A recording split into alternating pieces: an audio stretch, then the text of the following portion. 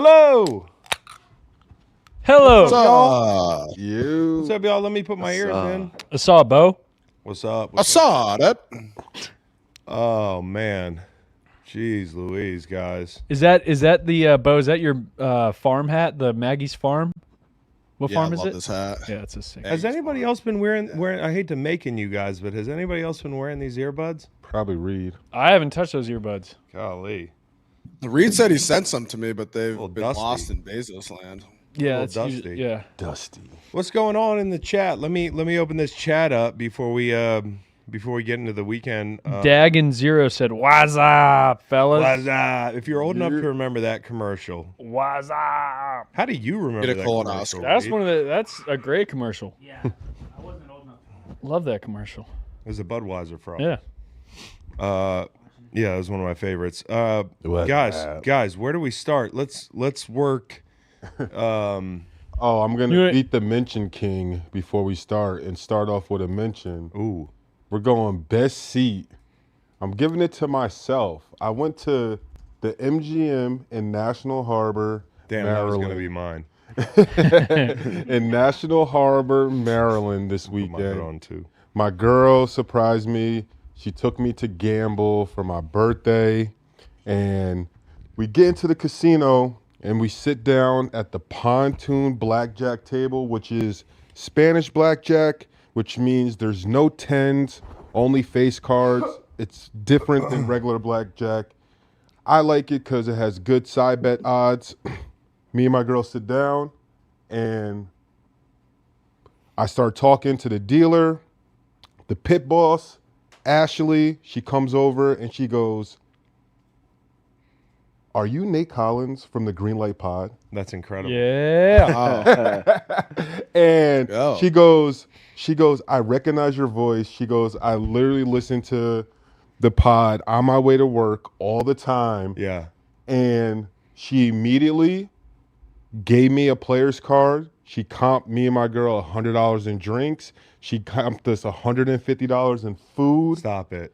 Bro, and then me and my girl proceeded to sit and we won. Like, we actually won money at the blackjack No table. way. Yes. And so, like, this baby. all, we get to the casino at probably like 9:30, 10, and this all happens before 11 o'clock 9:30 in the morning. at night. I'm just fucking. My birthday's Yeah, at 9:30 at the morning casino runs. Tough. my birthday's at midnight. Yeah. So once we're up, we decide to leave the table. So I was like, yo, I want to go into my birthday a winner. And we used the rest of our drink credits. And then we went to the little club in there. And it was just an amazing night. So I'm Well, giving dude, the best seat. happy birthday again. Thank you. Happy birthday, Fax. How old? 37. Jeez. How do you feel? I feel good. I feel great, actually. Yeah, we're almost halfway show home. show the people off those waiters. Oh, yeah. And then my girl got me these amazing waders so I can go fishing in any weather. You're like Travis Hunter with the fishing. You hear what they said? What's What that? Travis Hunter said? They said, when you dream, what do you dream about? And he's Yeah. like, I dream about fishing. Bro, when I was on the guard run, I swear on my life, that's how it was. Like, when I didn't catch it and you almost catch a fish, Yeah. you dream about it. Yeah. You absolutely do. They become like the football dream. Yeah. You guys have those football dreams? You ever have football dreams? Oh, all the time. You guys want to get a little psychoanalytical here of a young Beau Allen? Yeah, He got what- dreams a lot about being late to practice and like can't get my pizza, can't find my Oh, helmet. my God. Oh, Can't yeah. my helmet. For me, it was About to late. get It's always fined. it was late to games. It was like Yeah. in the locker room, can't put on my pads. I hear the Yeah. people, like they won't, like helmet won't get on my head. Don't have the Yep. things I need. It's almost like you're tranquilized, Yeah. trying to Teeth put are falling out inexplicably. Stuff for like some that. Pets' reason. heads I've- are falling off. I don't know why. I've had one when I was on goal line and, like, I just didn't come up. I couldn't come out my stance. Yeah. Like, So you like in the just- dream. It's Like, like I'm the slow like, punching dream. I also have the Yeah. the slow punches dream. oh, no, I never like had getting that. in a fight and not being able to throw. When I was younger, I used to fall off my bed, and I used to have, like, I would be in the dream, like I'm falling off something, and then wake up falling, and like, Wake up hitting the ground. yes. Now, I used to also have the dream that that we could never beat Tech. and that wasn't a dream. That was like a reality there. So, Damn. but yeah, no. Congratulations to Travis Hunter on the Heisman. Chris, it's funny you bring that up. I mean, Nate and I used to get in a lot of arguments about Travis Hunter. I actually have the worst seat. Facts beat the Mention King to best seat. I got a worse seat. Curious to see what Dr. Facts thinks about this, but worst seat to Travis Hunter's girlfriend. She's getting absolutely dragged on social media. Right? His fiance. And I want to say, I'm glad you brought it up. I want to say to that young lady, hold strong. It's probably only going to get worse. Your man is going to be the #1 pick, and everyone now, they're vultures, they're clout demons. Mm-hmm. You know what you have with your man, and just stay true to yourself and your relationship. Fuck everyone else. Your man got your back. He's been at bat for you. And look, everything you do from here on out is going to be scrutinized, especially because of how much clout it's getting right now. Who gives a fuck what comedians are saying? Like, it doesn't matter. It does not matter. Stick by his side. You've been with him for a while. You went from Florida to Colorado. All like you've done everything right. Forget the outside noise and keep it like you guys are doing. Like, I wish the best for them, and congrats to Travis Hunter. We'll be right back. That's Dr. Phil, Dr. Facts. Hey, man. Now let me say this. Can I just say this? Yeah. I don't hate everybody, but I hate everybody on the internet. Yes. I hate you all. Yes. And hate's a strong word, but it's appropriate. Yes. You know, I don't know this young lady. Nope, me either. I don't know Travis Hunter. I like Travis Hunter. I do and if too. he likes Seems her, like I a like great her. guy. Exactly. And you know what? Ultimately, people online, 97% of them are trapped in relationships that they're either miserable about, It's projection. they're, you know, and if you guys were so fucking smart, you'd have it all figured out. And I don't want to get This kid's young. Yeah. He loves this girl. He's gonna marry this girl, and he's probably a really smart kid. I'm pretty sure he's got this thing. And I don't want to. And if it doesn't work out, it doesn't work out. Like a bunch of other relationships. But Jesus, when did we all become fucking experts on everybody else's life? And you know, the whole thing is like, oh, stay out of people's personal lives. The whole thing, you know, we need to respect that player. If he leaves her, he's going to be with somebody else, and you're going to have a problem with whoever else he's with. And It's that's the point I was about to make. My thing is, like, jealousy we is always sacred. say, like, when kids aren't with someone or not in a relationship, like, yo, you need to watch out for gold diggers. You need to watch out for this. You need to watch out for that. Here's a kid. He's about to be the first-round pick, young black kid, and he has a fiance, and you guys are trying to break it up before he gets drafted. What do you think is next in line if he's not with this girl? It's going to be a bunch of vultures and gold diggers like lining up for this kid. So just mind your own business. Mind your fucking business, honestly. And like, and you know what? If you're all so sure of it, then put your money up. Put your money up. If you're sure of it, if they stay together, you should have to be penalized. You people online. I can't take it anymore. Everybody's got an opinion, including us. That's why we're here with you today, live, Green Light Pod. We're going to opine on a bunch of bullshit that we're not involved in, including the Army-Navy game, which I lost my ass on. The servicemen really hurt me. You know what I mean? Every year the servicemen hurt me. They're supposed to hurt other people. They're supposed to protect me. But come around the Army-Navy game, I never know what play to make. You know, I called 5 people in the military. I said, what do you think? Army, Army, Army. I asked some sharps. Army, Army, Army. Navy they were quick. That quarterback was too fast. Mm-hmm. It was like, listen, had he hit that throw in the second half in the end zone, maybe it's a game. But Navy was in control of that game. Total control of that game. And so I was chasing this Sunday. And that set the stage for a really lively 4:25 p.m. window for your boy. By the way, green light picks again. Stanford Steve, did he go 0-5? He went 2-3. Oh, good comeback yeah. for him. He was making 4-1. Making 3-2. Okay, you 4-1. 4-1. No big deal. No big deal. Hey, I hope some of y'all are still in the chat. The ones that were like, I don't know about the Bucs. I don't think Chris has seen the injury report. No, I've seen the injury report. I just know something. All right. But yeah, I hope everybody had a good weekend. Anything before we start on the orbs? You guys coming around on this thing at all, Beau?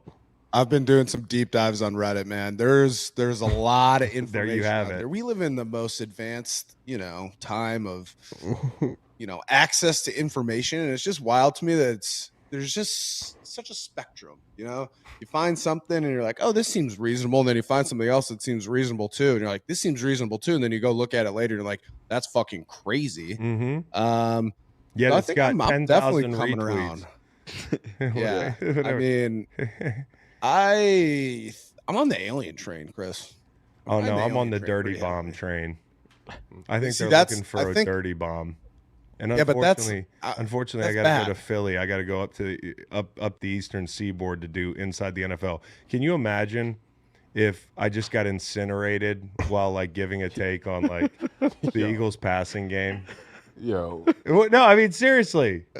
What do you mean?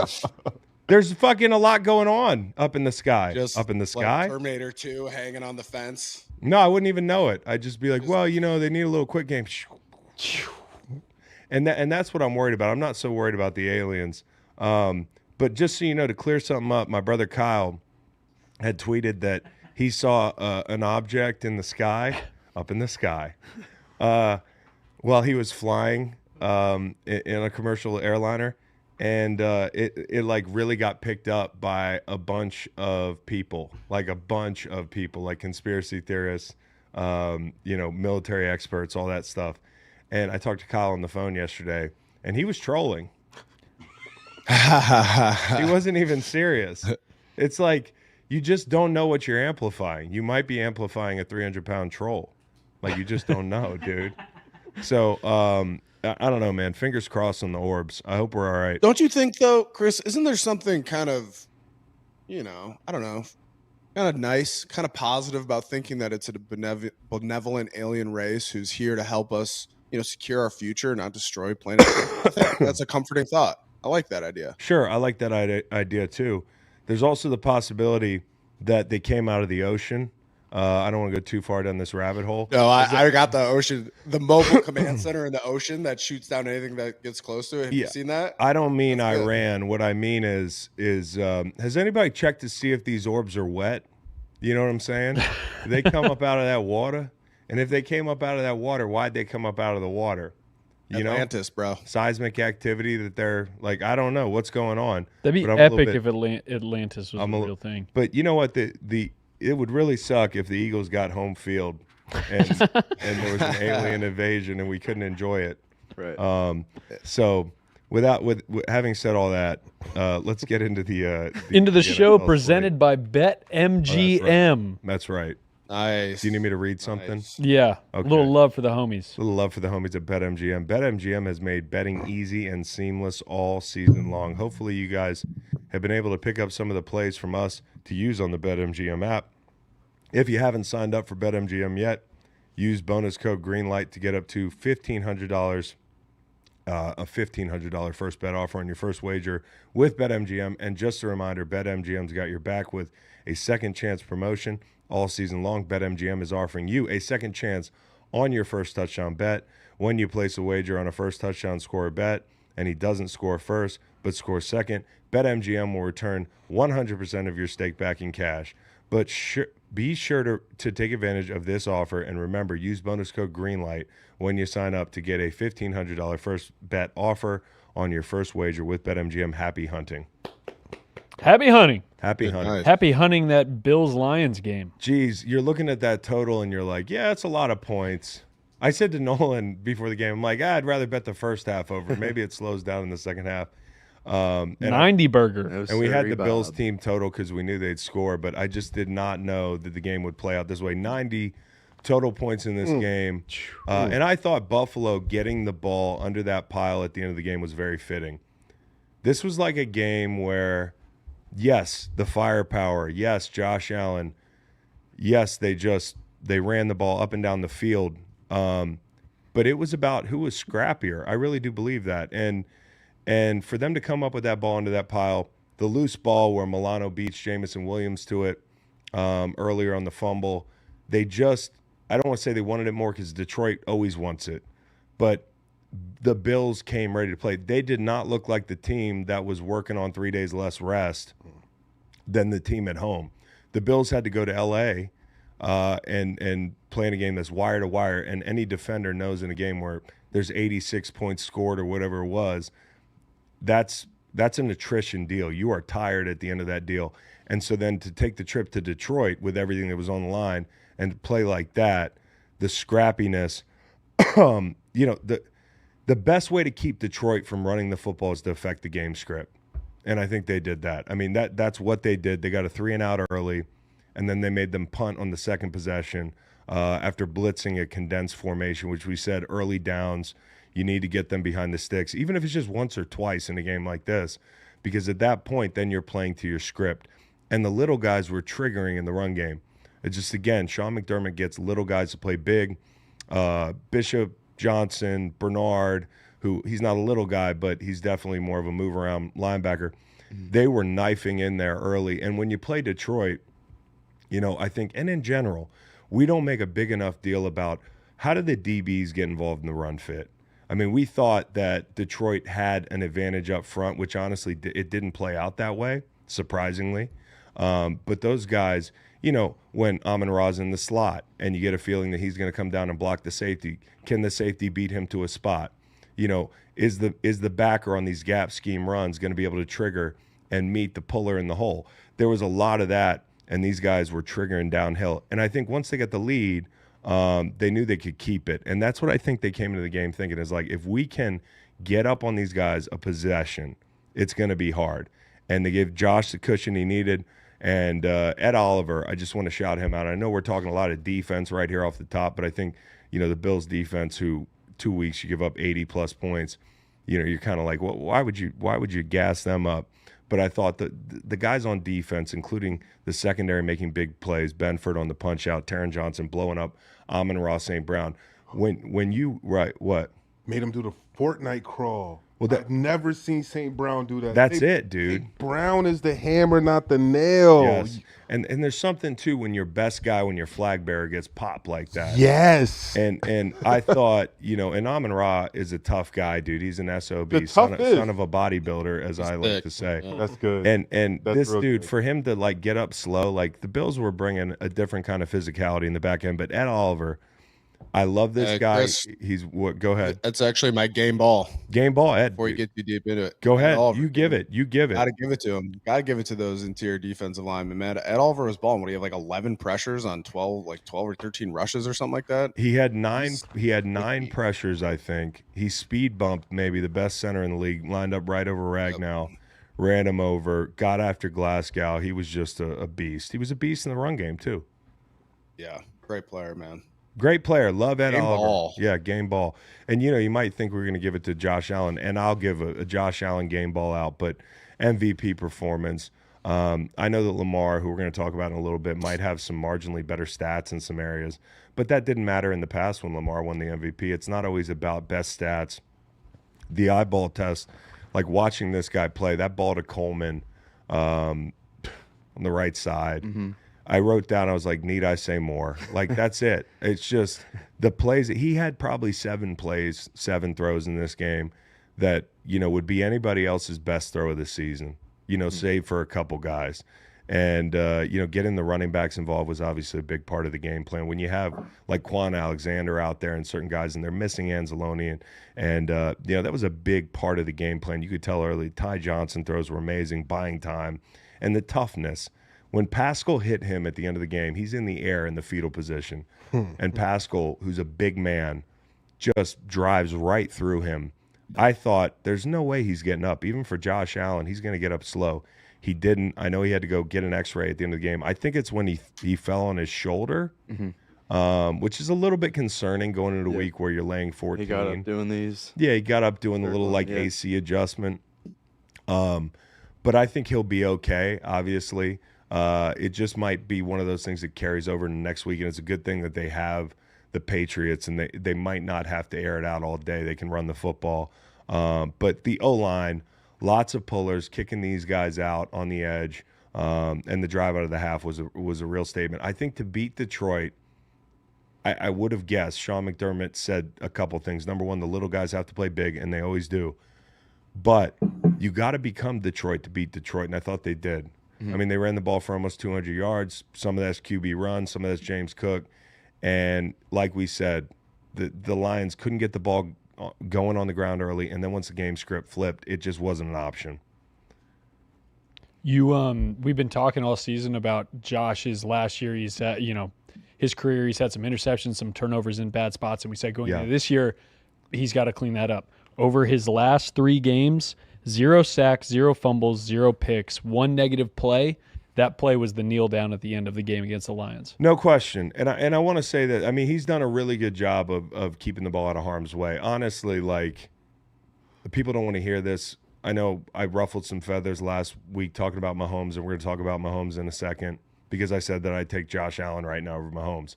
I didn't think that would be a hot take.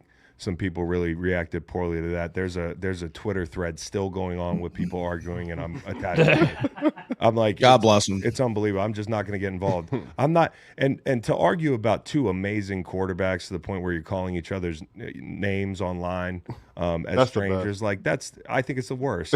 I I think it's the worst. Like it's the holiday season, man. Enjoy your holiday. There's two of the best of our generation. One of them just seems to be playing a lot better right now. And the point I was going to make is, like, Mahomes is putting the ball in harm's way a lot more than Josh this year. And I know he doesn't have an ideal setup. And, but revisionist history here, whether we're talking about the MVP and the deck that Josh has to work with or doesn't, like, coming into the season, a lot of people said this was going to be a retooling year for Buffalo. And they've added Amari Cooper. That's pretty much it, right? Mm-hmm. So, like, he's doing a lot with what you said was a little. Don't move the goalposts now and act like they're the greatest show on turf. I mean, he's gotten a lot out of Kincaid. That's what we said. This offense runs through the tight ends. It runs through the slot receiver. And then we didn't know that Coleman was going to be a very good possession receiver. He's been that for them.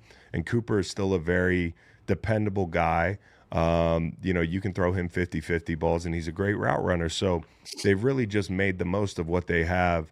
And I think for Kansas City, they're wounded. I mean, you can see it when they're playing. I think Mahomes is starting to press. We'll talk about that in a second. But coming out of this game, and I want to give Detroit fans who I know are screaming at the computer or the phone or wherever you're watching this, we're really banged up. I know you are. Yeah. And if you were at full strength, this would be even more of an epic game than it was. And if you get back there to see him again, I think it's going to be a great game and one that you can win. But in your current form, even with I got to shout out the Bills and Bobby Babich, that defense. They're missing guys on the back end, no question. But the Lions have more problems right now. They really do. And coming out of this game with Aleem McNeil getting hurt, ACL, Carlton Davis with a broken jaw, and jaw. That's rough. Damn. And and a broken leg too for who is it? Dorsey. Dorsey had to go to the hospital. Montgomery. Golly. And then the Montgomery thing pops up. MCL, Cowboy just put it up in the chat. Like, are you worried about Detroit's injury issues? Yes. We talked about this a little bit, Chris. I'm very worried about it. I mean, they have 16 players on their defense that have been missed time at some point, which is incredible. Like, they play a very physical brand of football. We know that. They got out physical last night by the Bills. But it's like, you just look at this going down the stretches. How are they going to beat teams? I don't know. Like, they're going to need to beat teams like 24-17 in order to be successful in the playoffs. With all the injuries that they've had, especially on defense, I just can't see them limiting teams. Like, I wouldn't be surprised if, and you're a card carrying member of Bills Mafia. I love the Lions. I want this to be their year. I love what Dan Campbell's building. I love their O-line, their running backs. I think Ben Johnson is going to be a great head coach next year. So I'm rooting for the Lions. I just am kind of envisioning now that they get knocked out of the playoffs in round 1. I don't think that they can do enough to secure a number 1 seed in the NFC going down the stretch with these injuries.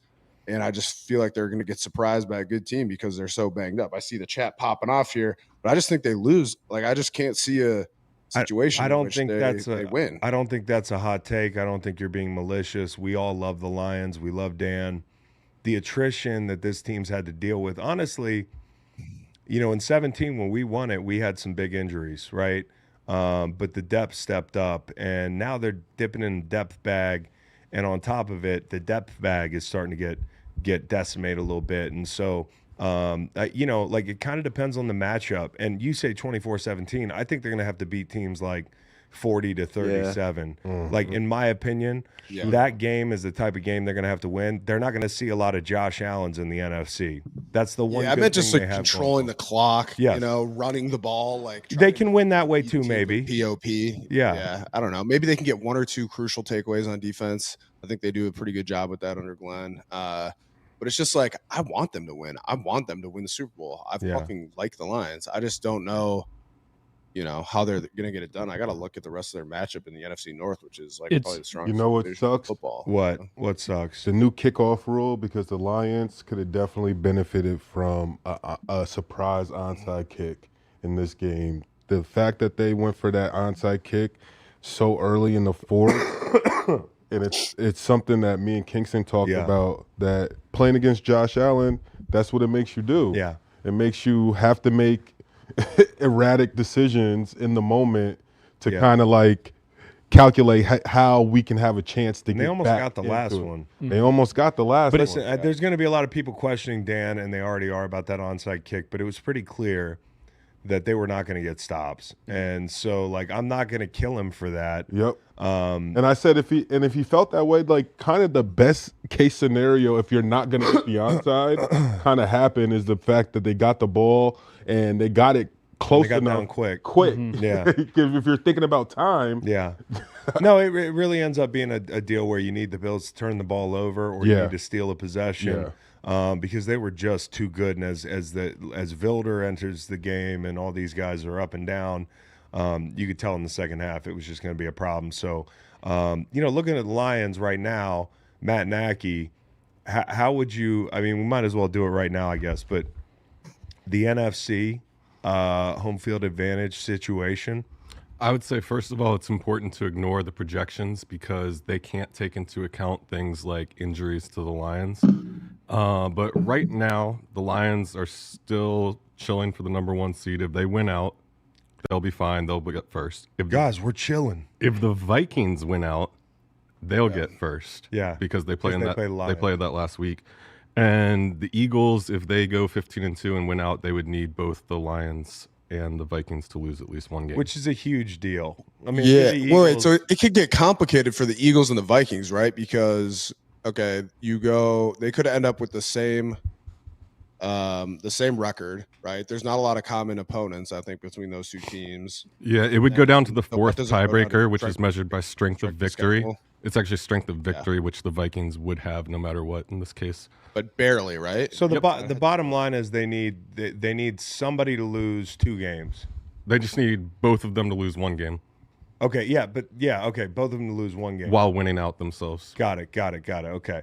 And potentially they could be in a situation where in week 18 they're looking at it knowing they can't win the number 1 seed, so they could rest everybody. Very realistically, which they would need. Absolutely. But I don't know, man. I think the NFC towards the top, it's all about matchups, and that includes the Eagles. None of those teams are immune to the matchup issues that pop up with 1 bad matchup or 2 bad matchups in the NFC. And we'll get into that a little bit more as we talk about the playoff picture at large. But just a huge – and again, the Lions have been doing this for so long. They've been busting their ass. They've been playing balls out. They've been winning games against good teams. These things happen. Whether or not you're injured, eventually you lose a game. So we're not saying the Lions are out of it, but with the injuries, it's going to be hard. No question. Before we move on from this game, I have my Bevel Conway. The slow motion of Josh Allen sliding at the end of the game, that was my Bevel Conway. How about him skipping in the end zone? Oh, my God, bro. Yeah. But actually, I had a Bevel Conway from this one, too. You do? The slide was just like a perfect baseball slide. The little turf beads sliding up, and then the 2 Lions players are perfectly in the shot, and it's just game over. It's just game over on your field. Yeah. Oh, yeah. running your trap take over your trap. It took over the trap for sure. Walking And one the more trap, thing, take over I saw somebody in the chat who said, "Hey, I love the show. I appreciate you saying that." They said it took Lions -2.5 because of y'all. We didn't give out Lions 2.5, my brother. Let me just make that clear. We gave out Bills over team total. You know, sometimes that's the smarter play. I don't think any of us were sure how this game was going to end up, but we knew it would be a lot of points. And Points. If I had to guess, the Bills, because of the quarterback, had the best fail-safe. And seriously, and Jared Goff played amazing. Yeah. I mean, amazing. I mean, think that Josh Allen slide got my wife pregnant. that's funny. That is funny. That's really You, funny. you talk about What if Jared it's a Goff. 6'7" quarterback? You know? You talk about Jared Goff. It was a couple weeks ago. He threw 5 picks in a victory, and yesterday he threw five loss, touchdowns in yeah. a loss. Yeah. It's crazy. Well, I think also like, hey, if Houston was more, if they had their shit together offensively, they win that game. 100%. You know, and that's the difference is, you know, if you get these guys down in the current state of their defense, it's just going to be hard for them. It's a game script that even with their firepower, they don't want to follow. Now they almost won that game. I mean, they almost won that game, but it just felt like the whole game, Detroit was in control. So we're talking about the AFC now, where the Bills. Wait, hold on. Can I do my bevel real quick? Yeah, do your bevel. I thought bro. this was cool. Yeah, I forgot. I got a little distracted. Anyway, Bevel Conway for this game. Don't say the black Lions- lion at midfield. No, but I did actually kind of like that. The Lions did have their black helmets on. Thought it was cool because CBS, unlike the score ticker at the bottom, in the background of it, they had the alternate color as black. I thought that was just a very nice attention to detail from the broadcast team there. And here's what I Bevel think Conway, is a man. really It's good. poor job of paying attention to details by the Detroit Lions. They like wearing ugly get-ups at home. Yes. I think, Oh, you agree? It's crazy. yeah. I had another one. I almost forgot. Their jerseys were my anti-bevel. It's Because not it's the helmets. but all of it, like what is black? Like when is black ever in It's their like in the color? early 2000s where every high school was like, No, oh, I let's love incorporate wearing black black. into the team color scheme, Yeah. dude. Like, Dude, when we were in Philly and we wear black, it was so sexy. I loved it. it was I cool, felt but so suave and like. But oftentimes the lid holds you back. I think if you're going to go all black in your Lions, go with not a shiny black, but just a black looking Matte helmet. Not matte, just a regular old school black helmet. We don't need to with a script Lions in Honolulu blue. And go from there, dude. That would Right. that would be sick. Yeah. Yeah. But, you know, people and when I saw all the preseason projections for the Lions uniforms, and I'm still waiting to see the right home uni combination. They keep going all blue. Yeah. You know what I'm saying? Mix it up a little bit, Yeah. and then they go all black. The Lions will be That's not back. what I was asking for. But Kansas City, they maintain their lead for home field advantage, but it kind of feels like they lost a step. Like no matter what they do this year, and hey, I want to be fair to this team. They've won so many games. I mean, like this is incredible for a team to be that. How many times has the team been 13-1 or what are they? 13-1. How many times has the team been 13-1 in the history of the league? It just doesn't happen a lot. I think the Panthers maybe They were 15-1 that were one year. 15-1 that one year, but like it's there's something to be said for having won all these games. And you know, like the eye test doesn't really check out when you watch their film. You're like, damn, everything's just a struggle. Like offensively, it's a struggle, and that's why they made the changes up front and that sort of thing. And I think Joe Tooney, who did an admirable job giving up only 10 pressures on the day. I mean, it's like, hey, buddy, you're going to do a job that's totally different than the job that you do every other day, and it's going to be the toughest day of the year to do it. Hey, it's funny It's you like- say that, Chris. I actually have an STL memorial for Tooney. Like, it's impossible. You're playing guard, you're moving out, you're playing left tackle against literal, like, you talk about Josh Allen being an alien. Myles Garrett is The actual fucking alien. That guy is a genetic freak, okay? Like, you got to do what you got to do out there, all right? Sometimes you got to poke Myles Garrett in the eye. Yeah, I guess so, dude. Hey, you know what my favorite thing is, Bo? The Sports Center or ESPN posts that are like, Hey, check out the Chiefs doing basic human decency here. Praying. Yeah, exactly. Joe, Oh, such great checking guys. on Miles, Checking on whose Miles. eyeball might be Yeah. hanging out. I walked over because we were watching the man cave, and then I go check on the family every once in a while. I walked over in the 4 p.m. slate. My wife was like, "Did Miles Garrett's eyeball fall out?" I was like, "Did it? Oh my god!" Doesn't that happen Like, in any given Sunday? Like the movie? yeah, it does. There's an Literally eyeball on happens. the field when they play that team with Yeah. the Knights of the Round Table logo down in that dome at the end of the season. The guy's eyeball falls out, and it sucks to get poked in the eye and all that. But I think he came back and man, listen, he baptized Joe once or twice, and it was like a Reggie How White do you thing. not? I mean, he You're put out him in there this. in space, man. You're playing left tackle. You've been a guard your entire career. I don't, like people. I think there's kind of this thought that you can, and a lot of teams do this. The Patriots actually do it a lot, which is where Joe played the past. I was with him on that roster, but you move O line. You're like, okay, like you have a lot of injuries at O line. Like we'll bump this guy over here. We'll move whoever, and it's not that easy, man. Ask your brother Kyle about playing, Yeah. left tackle versus right Yeah. tackle. How uncomfortable did you feel every now and then, Chris? Playing when you right get a rep end. on the right side, and you're like, yeah, exactly. Yeah, Like I always played on the right. Every now and then I'd play like left 3 technique. I'd be like, where the fuck am I? dude, it feels totally. And to add to the fact that all of a sudden you're in space against the best player in the world, like we're not poking fun. Like this is a job no guard in the NFL would want to do, but it's a job they're going to need him to do. And honestly, it can only get easier from here. But this week they do have to deal with the edge guys from Houston. At least they're at home. I think that was a really Caliendo, who's their obligatory paisan that they play a guard with Allegretti moving on to the Washington Commanders. This guy Caliendo does a nice job in there, and I honestly think this is the combination because with the way that Mahomes sets, he sets with a lot of depth. I know the interior three. It's nice to have Trey Smith and Joe in there and Creed because the run game. You can really control the ball. But with Mahomes' drop target, he likes to drift back. You need somebody athletic who can get out there. They were throwing no-hitters at tackle. Like, Joe knows where to be, and at least he's going to get in the way. And he's a dependable guy. It's always easier to drop somebody in at guard. And, after Humphreys got hurt last week, it just became apparent that they were going to have to do something altogether differently. So this is probably what you're going to see going forward, and I like it.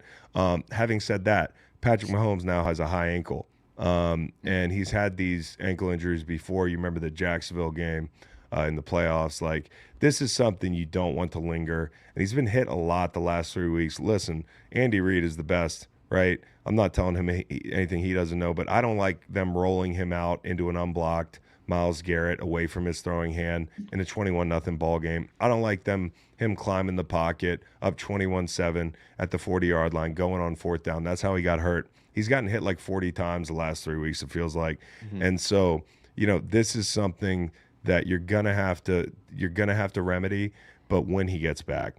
To me, if there's any doubt at all, you have to play Carson Wentz. That's why he's here. And here I am, Carson Wentz sucker. I'm like, I watched him throw 2 balls, and they were both like little underneath throws. And I'm like, man, he looks good. Like I'm getting ready to jump out of the gym for People him. forget, man. No, honestly, he's MVP. Come on. We've said this with multiple quarterbacks in the past. We said it with Baker Mayfield. Watch, when Baker Mayfield gets another job, he spent a year at quarterback school or part of a year with the Rams. Now he's reunited with Liam Cohen. He had time with McVay. It's the same thing with Darnold when he goes out west with Shanahan. It gives guys a break. It helps them develop their game. Carson Wentz might be somebody's quarterback next year. And these games, if he has an opportunity, are going to go a long way in giving him a chance at Act 2. So we'll see. I mean, this weekend's a big one for them. They're kind of in a rock and a hard place situation where it's like, hey, we have to win. This is a team that I've said over and over again, cannot go on the road and win like they did last year. But, even if that's the case, you'd rather have to do that than lose Mahomes because high ankles can get worse. Well, that's kind of what I'm wondering, Chris, because playing home field advantage, especially at Arrowhead in the playoffs, is massive. Like we talk about that all the time. So if you're Andy Reid, if you're Patrick Mahomes, are you pushing to come back to secure that, that number 1 seed? Or I mean, I guess you're playing Carson this week. You're playing You think? Carson. You don't think there's any world in which Mahomes plays? Because he Well, comes back he's- from these injuries, these ankle injuries, pretty quickly. He said after the game, I would have gone back in, and Andy Reid said, hey, it's probably precaution. We might have put him back in. And part of that might be coach speak to get the Texans to prepare for Mahomes. But I also think, if you look at it, like this isn't a high-powered offense anyways. How many points do you need to beat Houston? Houston, the way they played offensively, and we'll get into them in a little bit.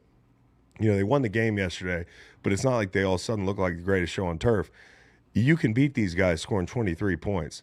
And I do believe... Yeah, no, and that's how the Chiefs have been winning. They've been winning not scoring more than 30 points. No, I know, but what I'm saying is Carson Wentz... The defense is playing great. Carson Wentz can score 20. Now, the thing I worry about with defense is Chamari Connor leaves with a concussion.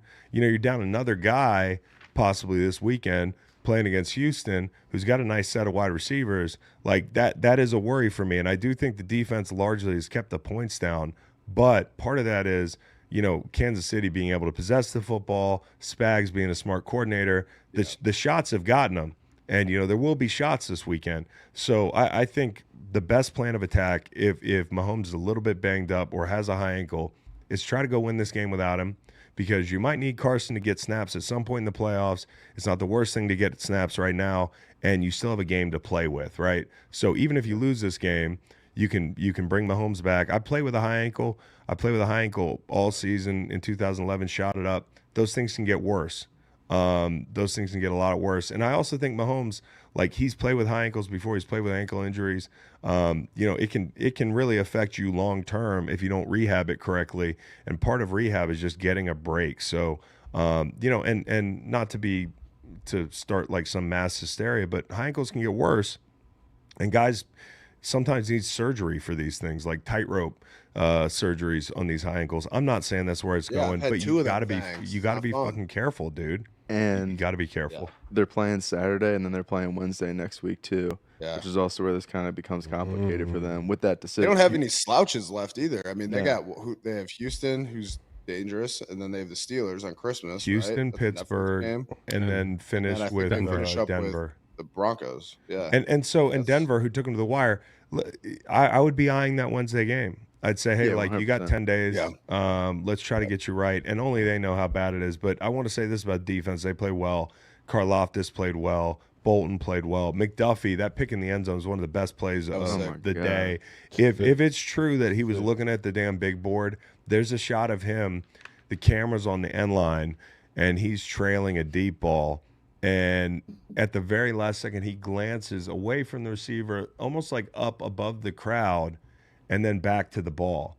And in my mind, like when I hear, hey, this guy was looking at the Jumbotron, immediately I'm like, no, he's not. There's no way. But I think he might have been. And that's incredible. The wherewithal to do that is DBs are a different animal, man. I wouldn't even consider that. You know what I mean? Yeah. Well, and even I thought I was slick when I look at the play clock counting down. I'm like, okay, I can get a quick little jump, And even to look at the big board and know where you are on that board and be able to turn in the right direction because that's reversed from you to be able to find yourself, find the ball thrower, and then turn around and find the ball. It was pretty amazing. And did I read this right? It's his first interception? Really? At least on the year. I thought I read it first of his career. I don't believe that. That doesn't sound right. Yeah, PFF has him, or Pro Football Reference has one interception 2024. How about for his career? One interception, the first one coming in 2024. That's wild, dude. Yeah. No, so what a way to get your first pick. And then I want to say this: Jerry Jeudy over 1,000 yards for the Cleveland Browns. Yeah, you talk about getting it out the mud, dude. Yeah. Like I know Jameis likes him, and was throwing him the ball and force feeding him. But like for a guy, and I'm on this guy's side. I'm on, a guy like this, Becton, who we saw in the Eagles game, who we'll talk about in a second, like guys that were kind of discarded for different reasons, whether injury or just it wasn't a fit. But Jerry Jeudy, good for him. He's cementing himself as a really good player in the league. And there were people that were writing him off. So tip of the cap to Jerry Jeudy in an imperfect situation, going for a G. for the Cleveland Browns, bro. Fire. No, great. Happy for him. But I have a mention for this game, and it's Hollow Man. My Hollow Man, unfortunately, is going to one of my favorite players, Jameis Winston. Jameis Winston, with him being a church man, he should know that with God, if you be specific, he listens. And he asked God to deliver him from pick sixes, and he did that instead of asking God to deliver him from picks altogether. That was Like, that's very. Wait, are you Hollow Man and God right now? no, it's Jameis. Jameis, like doubting God. Like if he'd have just said, just deliver me from picks. Won't he do it? Yeah. Won't he do it, bro? He still had 3 interceptions. None of them for pick sixes, but he had 3 interceptions. That's just J-Boo, baby. That's just J-Boo. It is, but it's like, dang, man. Like, it's just funny how things work. That's really good, Nate. Honestly, somebody's got to talk to his pastor. Yeah. But I think he is like a pastor or a reverend, or like he's trying to be, or No, he does well, sermons and stuff. he'd walk right in and be one of the highest paid pastors in the country, which is saying something. Man, You know, I actually had a worse flight for this game as well, and that's the Chiefs. You know, you get a win in Cleveland, and that's all well and good, but a lot of concern about Mahomes' ankle and things like that. And hey, high ankle sprains suck, Chris. We talk about that shit all the time on here. You know that thing swelled up on that flight. That's not a fun flight for Patrick Mahomes. Yeah, I know he had some Job socks on, some compression socks on that flight. Compression sleeve. the thing about the high ankle is For real. you feel it in your Achilles. It feels like, when you roll your ankle, it's that puffy swelling. But when you get a high ankle sprain, it's more of like a shooting pain every time you step. Yeah. Seriously, like I remember going out there. Saw him walking off the field. It looked tough, man. Dude, it sucks. So I'm hopeful that he's okay. But all in all, I want to say this: he's forcing balls. I think the guy's tired. I think he's tired. This chapter of his career, and it's hard to blame him. Like I'm not saying he's trying to he's tired of people like me saying Josh is the best quarterback after 6-8 weeks of this, but he's missing missing some balls, and he's forcing some part of that deep. is the way they're winning these games, Chris. Like he's usually, in the past he has been the guy, he's been the reason they're winning games. Now they're winning games because of block kicks and all sorts of other stuff like that. You can still win games because of him, because of who he is on third down. You just have to be so precise throughout the things he has to do to be consistent through a drive. A lot of other quarterbacks in the NFL don't have to do that. And so he's being held to a higher standard, fair or not fair. And then I think at times he's like, let me go get it all in one throw. And, there was a throw last. That's the Jameis. There was a throw he made to Worthy where the pocket's clean. Worthy on a deep over, or a speed post or whatever the fuck you want to call it. Yeah.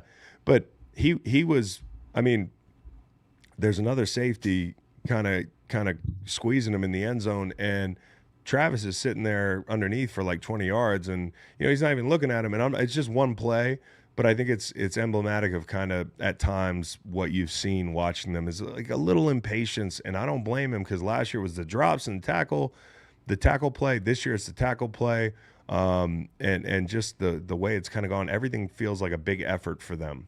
And that's got to be exhausting. But at the end of the day, the Chiefs fans will tell you it's all about winning. So if they get in the dance, I'm never going to count them out. I just don't think in their current form they're what they were the last couple of years because of what the defense is going through a little bit. Shout out to Andy Reid and that staff. That's a testament to coaching too, right? No question. You're 13-1 and you're winning a bunch of ugly ass games week after week after week after week. And it really isn't like the defense or the offense is elite.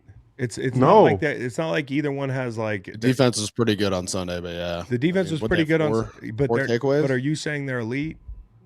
Because if you've watched them all year, they're not. They got me 22 fantasy points, and I'm looking to beat Macon in our fantasy playoffs. So I'm kind of stoked about that. I don't think the Chiefs are a matchup they like. I just like Spags. I think Spags is really good. Not the Chiefs. I don't think the Bills are a matchup they like. Yeah. Not right now. I don't think. Let's see. But they've historically had the Bills' number. Historically they in the have. playoffs. In the playoffs. Yeah, in the playoffs. But and I got nothing to say to you there, but I can only tell you what I see this year. So I guess I'll be wrong until I'm right. If they come up, if they get the Bills, I think it's going to be ugly. I don't know about ugly, but yeah, it kind of depends on where the game happens too, which is why we're talking about home field so much. The chat's talking about Nate's Jameis comment, and Charlie said, "What is Jameis's pastor rating?" 93. Yeah, I would say He's like a 90, possibly a 94, 95. Pass rating of John 3:16. Yeah. Isn't it out of like 158? Can you imagine putting him in like a Catholic mass? Like it's just some offenses it just doesn't work. Right. For Yeah, certain yeah. players. Yeah. That would be the No, I think he's entertainable. Like an Irish Catholic. I don't pass. think he could do a I Catholic think mass. any church couldn't- that collection plate will be full if Jameis is there. I don't know about a Catholic mass. That's all I'm saying. Those things take a while. They're not as lively. Yeah, a lot of kneeling. Take a lot of standing. Have you ever Yeah. been to a black church? Yes. 5 hours Dude, sometimes. I went to a black funeral recently. but 5 It was hours the sometimes, great. It was like dude. for a funeral. It was amazing. But But black churches, you get to move around. yeah, dude, it's much better. It's Catholic so much. churches- Yeah, you Catholic- sit It's a lot still. more Don't say. jubilant. Where I feel like an Irish Catholic church is a lot more like shame fueled. Yes. Yeah. Yes. What did you do last night? Yeah. What did you do wrong? Why are your palms so hairy? So let's get to the Eagles and Steelers at the Church of Philadelphia, which is Lincoln Financial Field. Fly, Eagles, fly, baby. They flew yesterday, bro. We looking good. They look good, man. And I think it kind of goes back, in a relationship, since we already talked about Travis Hunter and his lovely fiance, sometimes things are going on in a relationship and they don't get resolved because you don't want to deal with the fighting. You're like, let's just move on. Mm-hmm. And you never really rip the Band-Aid off. And I feel like I'm not saying that they were in turmoil in the locker room, but after the BG overshare and after AJ said what he said last week, conversations had to be had. Like, at that point, you have to close the doors and have some conversations. And I think no one wanted that to happen in that locker room, but ultimately I bet it paid off. I really do. I think it paid off. I mean, just for the simple fact that Jalen on that first touchdown drive was like love bombing AJ. I mean, he threw him the ball like 14 times. But more than anything, it makes you actually like have to confront your problems. And it sounded to me like through the week, and credit to all those guys, AJ, Jalen, Sirianni. Sirianni had to deal with putting that fire out and then going out and out-uglying King Ugly in Mike Tomlin, who loves to win in fucked up ways. The Eagles possessed the ball in the second half for 24-plus minutes, 10 points out of those drives, 47 plays in the second half. A defense can only take so much of that. 47 plays to 11 plays. To 11 plays, bro. They gave him the suds. They gave him the sun. Yeah, I saw that. That was so funny as good. hell. Bro. But the point, funny. playing the Eagles when it's right for the Eagles, it's like, I liken it to an MMA fight, and I'm not some big MMA fan, but I asked somebody, I'm like, yeah, look at that. That's how I feel today, dude. God damn it. Yeah, Mike. your boy Beau's having a rough one. But, I asked one of my buddies who watches MMA, I was like, hey, Dayton, what, Dayton? Dayton. Shout out Dayton. Shout out Dayton. I was like, who's a fucking MMA guy that gets you on the ground and just beats the shit out of you and you can't get up for the entire fight to the point where the people watching are like, this sucks. This sucks. Khabib. It's like in the second half they went Khabib mode. And, that is a suffocating thing. And it doesn't happen without the quarterback playing really well in the first half. And here's the deal. When we talk about Jalen Hurts, he can be one of two players. And, some people say, oh, you're flip-flopping, you're going back and forth. I'm always going to tell you when he doesn't play well. He played like dog shit last week. Sometimes a player plays better one week to the next. And I think the number one thing with him is decisiveness. When he's decisive, he's a damn good quarterback. When he's not decisive, he is not a good quarterback. If we can get that out of him, and I'm talking about that first drive, they come out, they go stick nod right out of Landon Roberts. They have a plan, they execute it. They hit a slant, they hit a crosser. He knows where he's going with the ball. He holds the ball for a half second less than he did last week against the Pittsburgh Steelers. And part of that to me is the Steelers, and we talked about this last week on Inside the NFL, The Steelers do what they do defensively. I'm pretty sure they said in this game, we're going to run our shit. And Mike Tomlin said, we need the big guys to win up front, which to me is a miscalculation because the big guys aren't going to win up front. That group up front's too good. And if you give Jalen a clear picture, he's going to pick it apart. And if Kellen Moore has a game plan like that, they're going to roll. And so in the first half, getting out to a lead, I know they didn't score a bunch of points in the first quarter. For a second, there was Harry. They overcame probably his only bad decision of the day, the angle of that scramble, having to cut it back inside to T.J. Watt and T.J. with the punch out. Sometimes the guy's just better. But then the Cooper DeJean muffed punt, they overcame that. Like, that's something that last year this team probably doesn't overcome. A couple weeks ago, I don't know if they overcome it. I think they worked some things out this week. And I think the Darnell Washington penalty down at the goal line was a huge deal in pushing them back to the point where they didn't get a lead 7-3 early in this ball game, because Najee Harris hurdled a guy and damn near went into the end zone, got knocked out of the 2-yard line by Nolan Smith, who played his ass off. That was a big sequence in the game, but I just love the script early. You don't have to go out and run the ball 30 times a game, but if you're going to throw the ball, I just don't want to see a bunch of out-of-sync shots on 2nd and long. I don't want to see things where Jalen's holding the ball and rolling right 4.5 seconds. I want to see him at his best, which is decisive. And if you don't like my assessment of the quarterback, you can kick rocks. You can go watch another show. We're not here to kiss your ass. We're here to tell you if the quarterback played well or not. This week he played really well. And if he plays that way, they're going to be okay. Am I worried about him? I said I was worried about him last week. I'm always a little worried about Jalen, just because sometimes if he holds the ball too long, the floor is pretty low.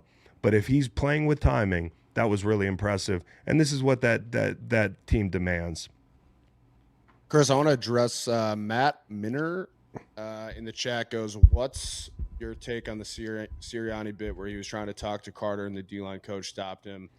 I love it. Significant, or just the media digging their heels in on this narrative?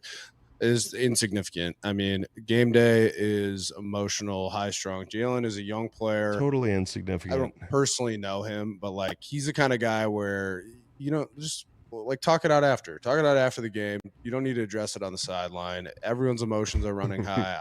I think Hurt was just saying like, let me talk to my guy, let me get him right. There's nothing else to that. Philly's a big market that's a absolute great job by a position coach, knowing your guy and knowing your head coach, and knowing when to intervene at the right time before something gets way worse than it needs to be, because everyone knows emotions are high. Everyone wants to win. Everyone wants to do well. Everyone wants to do their job well. And I just think that's a perfect time. I was in Chicago with Coach Hurt, and were you? Yeah, Kyle was there. He called me last night. He was like, "Yo, that guy is." He's a big dude. He's super cool. He's super cool, but it's just he's like huge. He has the perfect body type to diffuse that type of situation. Yes. And it was great to see that. And then Dom being over there too. It was just like a perfect whirlwind. He's the type of guy that could just look down at you over his nose and be like, "Oh, hold on a second, buddy. Like, back up." Like, and that's what's neat. People were like, "Hey, I need you to speak on, that thing on the sideline," as if it's some big deal. I really don't think it's a big deal. The NFL is a complicated place. There's 53 guys, 53 different personalities, coaches. Their jobs are on the line. Conversations happening. This is Philadelphia, dude. Everything's going to be blown out of proportion, including the play of the quarterback sometimes, including the coaching decisions, including things on the sideline. That is what you signed up for when you play in Philadelphia. But I will say this. I've seen that plenty of times where a player makes a totally boneheaded play, and Jalen's one of my favorite players in the league, but he made a boneheaded play, and his emotions got the best of him. Objectively hilarious. Objectively a dumb play. And then he's on the sideline, and how it probably went was this. Clint Hurt is reading him a riot act, and Sirianni comes over to get a piece of him, and Clint Hurt says, like a good D-line coach, "Hey, I got this. I understand this guy. I'm in the locker room with him. I'm in the meeting room with him every day. I got this." And he does have it. Yeah. And, who am I going to argue with Clint Hurt? The guy's got traps. And it was smart because up here. It's a situation where he looks like the dude from Breaking Bad, kind of. You can assume. Oh, that's funny. Big guy. Yeah, Huel. He's like that guy if that guy worked out and fucking had an athletic bone in his body, because that motherfucker looks like he can body slam all of us. Bro, he's done a great job with D-line. I have a worse seat for this game. Yeah. And the worst seat is going to George Pickens. not being able to get in on the fighting on the field that was happening in this game, and some of the someone was gonna take that. and some of the chaos that was going on, that you could just see Pickens being in everything, every single one. Yeah. Yeah, the feeling of him being on the sideline and seeing a fight happen, it probably was like the worst out of body experience for him. Yeah. And so for that reason, he gets the worst seat. I got a St. Louis Memorial, Darius Slay. Listen, he's not the biggest guy, but he has been shoved into stanchions all over the NFL. Got blindsided this year. Yo, Trevor Penning knocked him into the New Orleans, Trevor Penning knocked him into the bench, and then Washington, who's basically like a fucking offensive tackle, decides he's going to put him on public transit, puts him on the wall like a hockey fight, and Slay punches him. Now, he got away with it. I ain't snitching because everybody saw it. Oh, it was such home cooking. He's going to get a FedEx. Him and Quinn. No, but here's the problem. Nobody could see it. There were too many bodies in there. When you're in a melee like that, But the people outside can't see. That's my thing with the refs. They're so quick to phone in and say we seen this, But they or can't seen do that on personal fouls. But if you're giving the other team a personal foul, Yeah, but the other guy had a personal foul. It happens all the time in the NFL where the second guy doesn't get all the caught, time. or I know. first guy Yeah. And in that scenario, I think there were so many bodies in there, it was hard to see. Like Malik Washington made him disappear, so nobody could see him punching him. And good on Quignon getting in there too as a rookie and wanting to smoke. But Darius Slay, that was a big drawn penalty. Why they big try drawn it? penalty. Why is everyone trying Slay? I don't know. It might be the podcast. Is it the podcast? I don't know, Bruh. but don't let the guy. You have to fall. So here's the thing. As a D lineman, when you play nose guard, sometimes you're gonna get double teams where guys are gonna take advantage of you. Yeah. And instead of just giving ground, sometimes you have to swallow your pride and just fall and make a pile. I would say I never did Slay. I would never say did Slay. that. If I you're in a wasn't a pile situation like that, bro, just fall. And he But it tumbles worked over out. you. Everything worked out. Everything worked out. Okay. And so, just a really big turn in the game there where you could, leave it tied 3-3. Because after those two mistakes, if you had a 3 and out off of that and you're down 7-3, the boo birds come out a little bit. Because there was a feeling for the people that really are anti-Jalen, which I just want to say, nobody in this, seriously, nobody's called for him for his job. We just wanted to play well. There were people probably that were pointing at him and saying when he fumbled that football, see, there it is again. And in that situation, when you're at home, sometimes it can be almost worse than being on the road when you make a mistake like that. To get bailed out by the defense and just by not Malik Washington, Darnell Washington, his kind of dumb play to drive him into the first row there. That was big. But the defense, I got to shout out the defense. I thought they came out in that 5-down look and they said, hey, we're going to stop the run. We're going to put those 2 kind of 3 techniques and maybe a shade. And you're going to bump the 3 one way or another and those 2 overhangs. And they said, we're going to build a wall and stop this fucking run. And they did. And by the time Pittsburgh tried to get on the edge, it was kind of too late for the script of the game. I thought Jalen played well early. I'm talking about Jalen Carter as well. With the job he did in the run game. I thought Nakobe Dean was knifing in on first and second down. He's become a real knife, really, is what he is on early downs. And Nolan Smith, I just want to take another minute to talk about him. I've talked about him once or twice this year. I've loved the edges he's been setting all year. He's been doing a great job of that. But did you see on the Josh Sweat sack the power that he brought to disrupt that play through the chipper and the tackle? Just played his ass off. And again, I've told you, he hustled and knocked down Harris on that play before the big penalty. If he doesn't knock down Harris, he might be in the end zone. And then who knows? But I thought Mitchell, again, steadily just doing his damn job. And can we close out the defensive rookie of the year conversation? I don't know that, and I mean no disrespect to any of the rushers who are involved. I love Jared Verse. I think Latu's played well. I think Chop Robinson's played well. They've all got 4 or 5 sacks. But back in the day when I was a kid, 4 or 5 sacks as a rookie wasn't defensive rookie of the year conversation stuff. And you could tell me it's pressures, but people suddenly don't care about the sacks. Now they care about the pressures. It's the corner. Yeah. The corner in Philly is one of the best in the league at what he's doing, which is playing corner, which is one of the most important positions on the field. So I think this should be a runaway for this kid. Just throw on the tape. I think as a rusher to win Defensive Player of the Year, you have to be up near 10 sacks. Will Anderson had 7 last year, disrupted the game in a lot of different ways. But I think, cash it. If you got that Quinyon Mitchell ticket, if you don't get the money out of that thing, I feel like he got robbed. Is he going to be up for like others, like all pro and all that too? Like, for sure. Should be. Yeah. You can still get that at plus money, plus 105 right now. Oh, wow. What? Quinyon Mitchell, Defensive Rookie of the Year, plus 105 right now. Who else is up there? Guys, I need to stop the show for a Jared second. Verse is plus 130, and somebody else is plus 900. Don't threaten me with a good time. I think that's a good bet, dude. I think but I just think part of it is there isn't really like a pressure equivalent stat for DBs. For sure.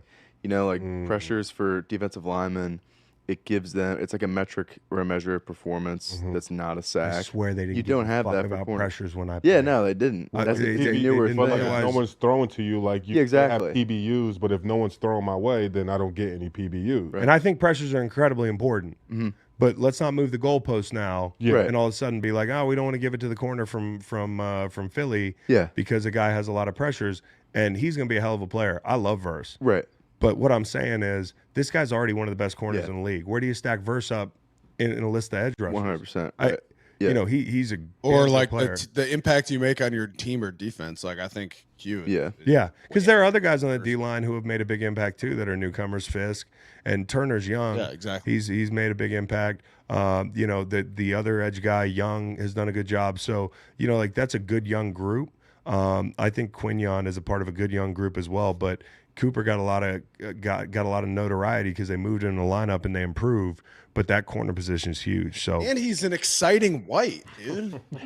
We need that. yeah, Cooper. Yeah, I have the T-shirt. It's big for us. I have the T-shirt. Let me get. It was so That's a funny. great cut. You know what the funniest thing is, and I haven't told the story yet.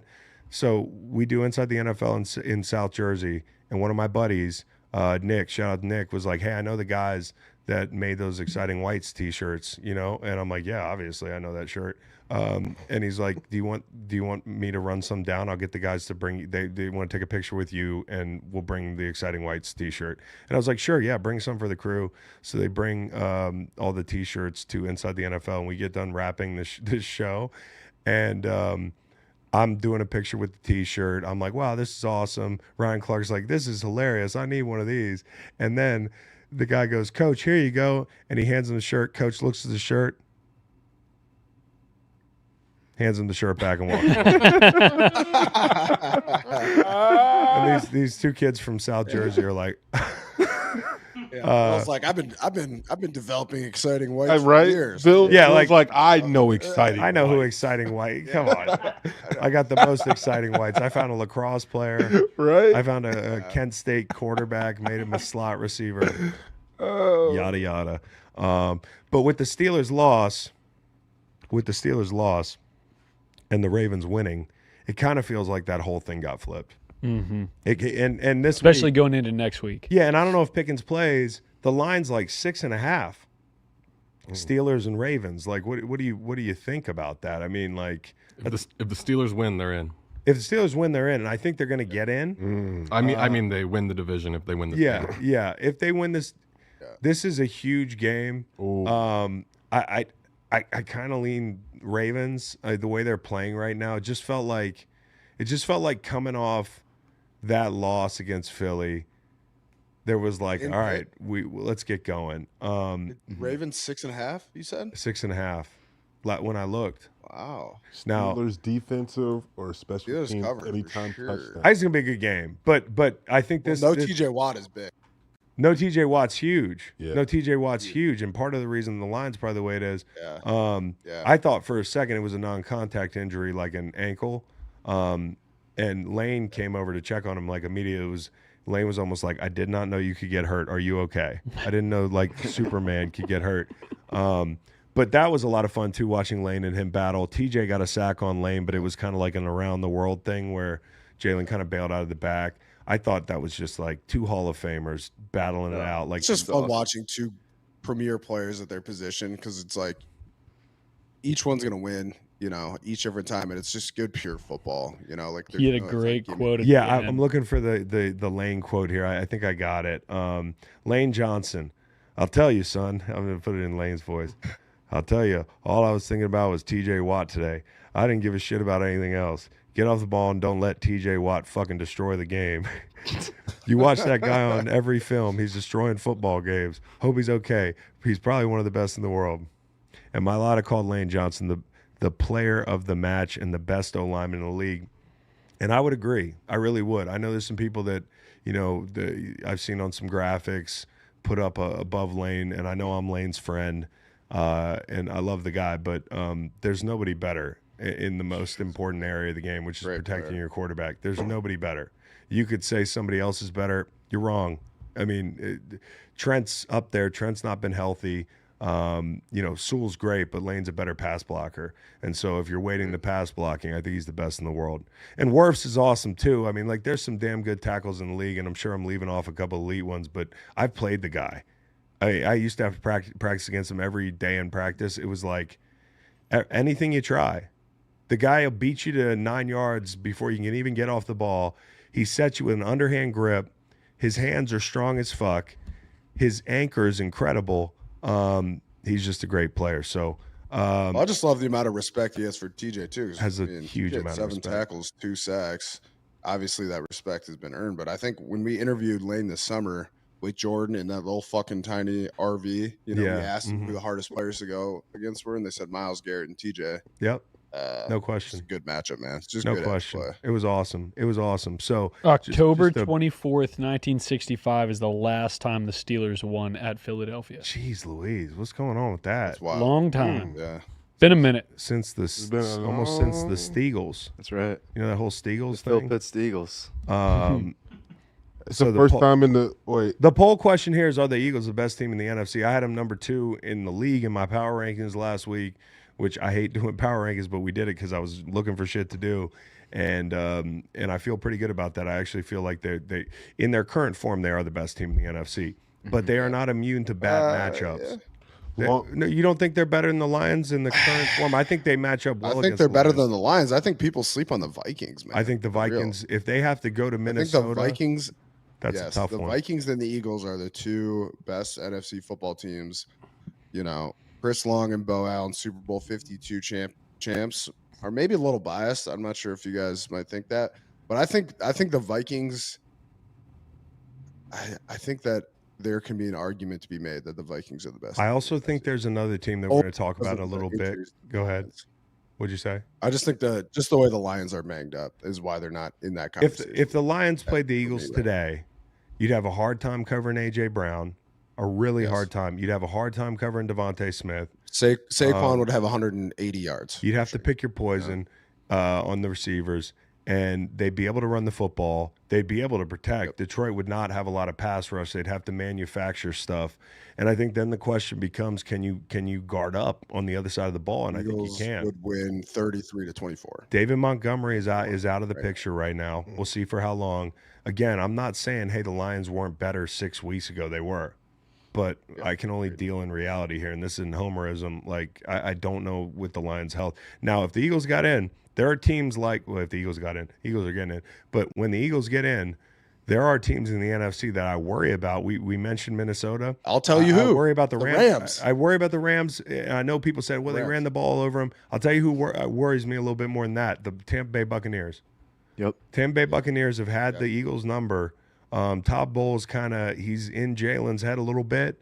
How does that change with all these weeks that have passed since the beginning of the season? But I felt like the Bucs have always kind of played up to the Eagles, and so that's another matchup that I'd be a little nervous about. But I do think right now they're the best team in the NFC, just stacking them up. And you said yesterday about the Bucs, you Baker threw those 2 picks. We'll get to that game later, but Baker threw those 2 picks, and you said he's unfazed. And he comes back in the second half tossing darts. He don't care. He doesn't care. He's like the honey badger on offense. The honey badger don't care. He don't care, dude. It's funny. Okay, Chris, so think about it, right? You're talking about teams that you're scared of. I feel like the AFC, you've got some big bads that you're scared of, and then there's no like sneaky teams that you're like, oh, they're scary. The NFC, there's some sneaky teams where you're like, they are scary. Yes, that's we didn't even talk about the Packers. The Packers are scary. Okay. The Bucks scary. The Rams I'm scared of. I think the Rams are a scary playoff. They don't scare me. If You're you're a- looking you're a from the Tyson. Eagles standpoint, the Bucks scare me more than the Rams because I've already seen them just The Packers. bulldoze I the think Rams. the Packers are scary too, though. The Packers are scary. Packers are scary Bucks- anyways because they're. Listen, they haven't beaten a lot of great teams, but they've played right there with all of them. It's like, and you watch them last night. It feels like they're playing some of their best ball. We got some live news in the chat. What is it? They're- Montgomery Out for the year. season. Yeah, geez. MCL tear. Yikes. It's just it feels like Detroit just like they're cursed or something. This parade is just getting rained on, and I take no pleasure in that. I mean, like obviously you don't want to see anybody get hurt, but like Detroit, with everything that franchise has been through, to get hit with this rash of injury, it just feels unfair, man. They can grind it out, man. They're fucking grinders. I believe in them. Like I want it for them so bad. Who does Minnesota play tonight? Who are the matchups that you worry about with Minnesota? I think like in the current form, they have a leg up just because of health on Detroit. The Packers. The Packers. The Packers in that first game got jumped early. But to beat Minnesota. Also the Rams. Like okay, Rams. I think the Rams. Stafford. I think the against Rams. Flo's defense. That's kind of We've already seen like it. it would just be such classic, and I'm a Vikings fan, man. Like I want to actually. They're playing obviously tonight Monday Night Football against the Bears. That's in Minnesota. Ryan Griffin, one of my longtime buddies, who's been on the pod before. I want to give him a little bit of love. That's my best seat because he got the entire Allen family, mom, dad, sister, and my future brother-in-law all tickets to the game. So appreciate that, Griff. But that'll be fun for the Allen family, fun for me to watch from afar. But if I'm the Vikings, I'm definitely afraid of Stafford, Puka, and Cooper Kupp and the Rams. I'm afraid of those receivers. Only offensively. I'm afraid of the fact that they're pretty evenly distributed. They can run the football, and I also think up front they match up pretty well against the Vikings defensively. So we've already seen that movie in L.A. It would happen in Minnesota. Listen, the Rams went to Detroit last year and played them neck and neck in one of the toughest games of the season. I expect the same kind of performance out of that team in the playoffs. So wherever they go, that's one of those like, hey, pucker up. And they could be hosting a playoff game. Exactly. So let's talk about. Go ahead. No, I was just gonna say, I think they could still win the NFC West, right? Oh, they're in the driver's seat. They're the favorites. They're gonna have. They're gonna have after the Seahawks lost last night. Yeah, we'll talk about that off this Seahawks loss. Anti-Bevel Conway, Seattle's uniforms. Just Gross. I kind of liked them. No. you would. I mean, they're just so loud.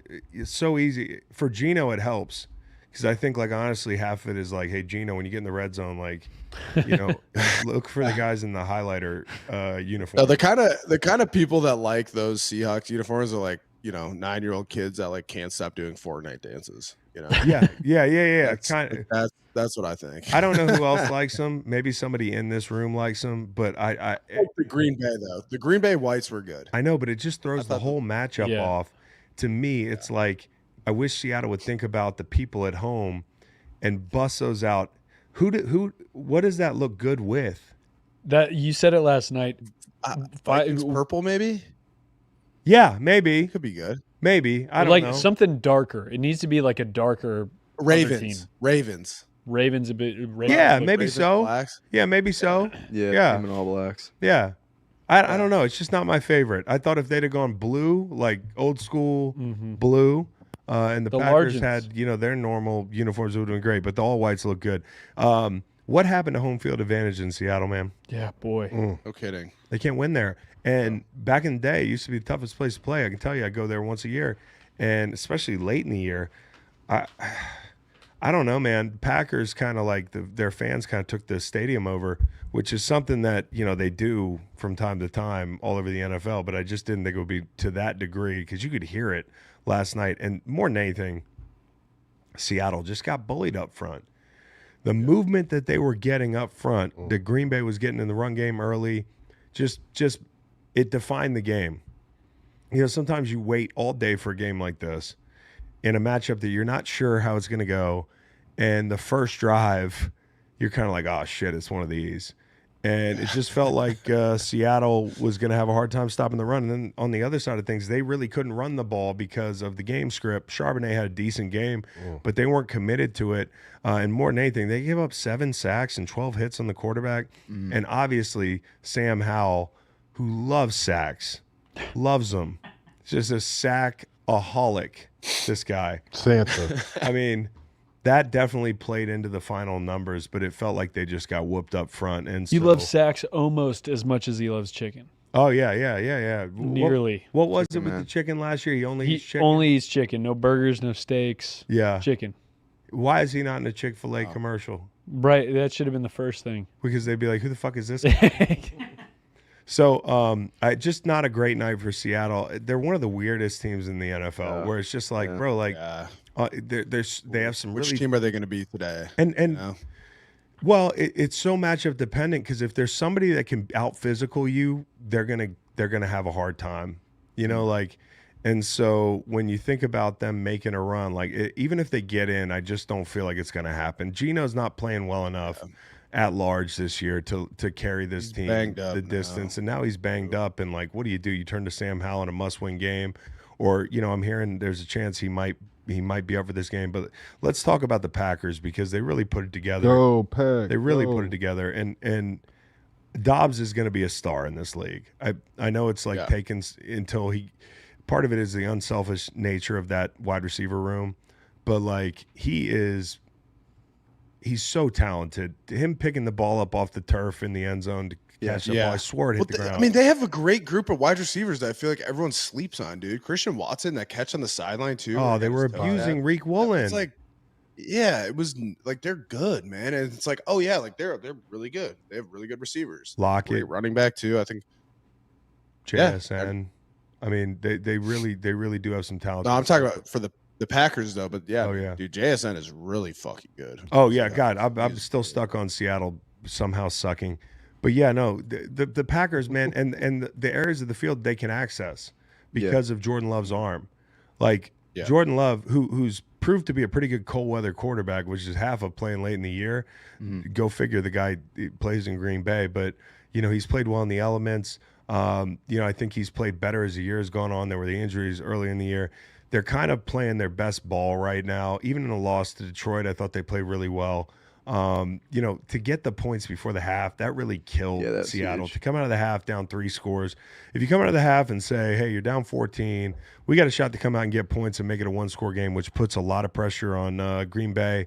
They just couldn't do that because of Jordan Love's arm and the arm talent and the 50-50 ball trust he puts in now Christian Watson and Romeo Dobbs and obviously Jaden Reed and Wicks and those guys do the work underneath in the middle of the field. They really are an explosive group. And when you add Josh Jacobs to that equation, they're scary. They got a lot of movement up front. I'll say this on defense. Edgerrin Cooper was gone for almost a month. He comes back, immediate impact. That guy was all over the field. Really good player, makes a big difference. You talk about the reason they're ascending, not only Halfley doing a better job in general, but the linebacking core, has turned over a good bit since the days of Devondre Campbell, who's now in San Francisco. By the way, is suspended for 3 games, which is a big fuck you cock block. That's like hey, we're not going to release you and let you go play for another team. We're going to suspend you for 3 games, and you're just not going to play football. I love anymore. that. Hey, yeah, you deserve it. Yeah, I mean, fuck he did- you, dude. I mean, Fuck you, dude. I don't know.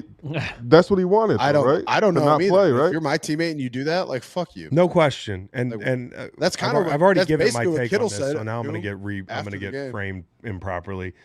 But my take is like I have no sympathy for the guy, but I'm not going to sit here and be like, "Hey, fuck you." I don't know the guy, and I'm not on that team. That's for George Kittle and those guys. Well, that's actually my fly on the wall. I want to know what John Lynch said to him, and kind of how that conversation went. I saw something that was like, normally, these tweets go from Yeah. these aggregators, like, Yep. normally reserved. John Lynch, Yep. GM for the 49ers, had a tough conversation with, like, it's like, oh yeah, duh.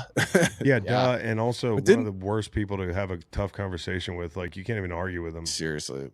Wasn't What did I say? didn't LG do that too before he went to New England? LG did. So With what are you the going to say? Steel- Fuck you to LG? Nah, I love LG.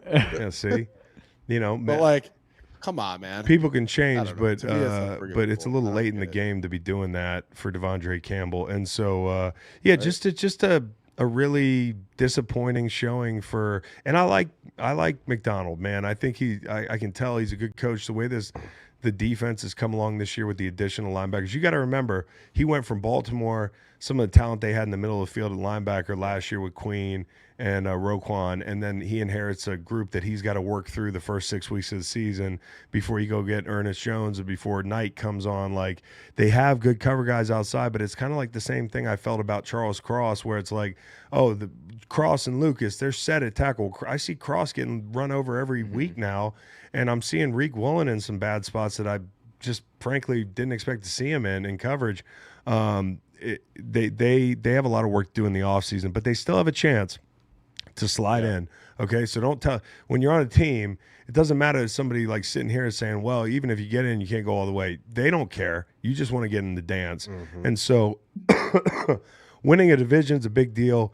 They got a shot to do that. The Rams have remaining the Jets, the Cardinals, and then the Seahawks, and the Hawks have Minnesota, Chicago, and LA. Now, I see this going this way for them. I see them losing to Minnesota, and I see them beating Chicago. I really do.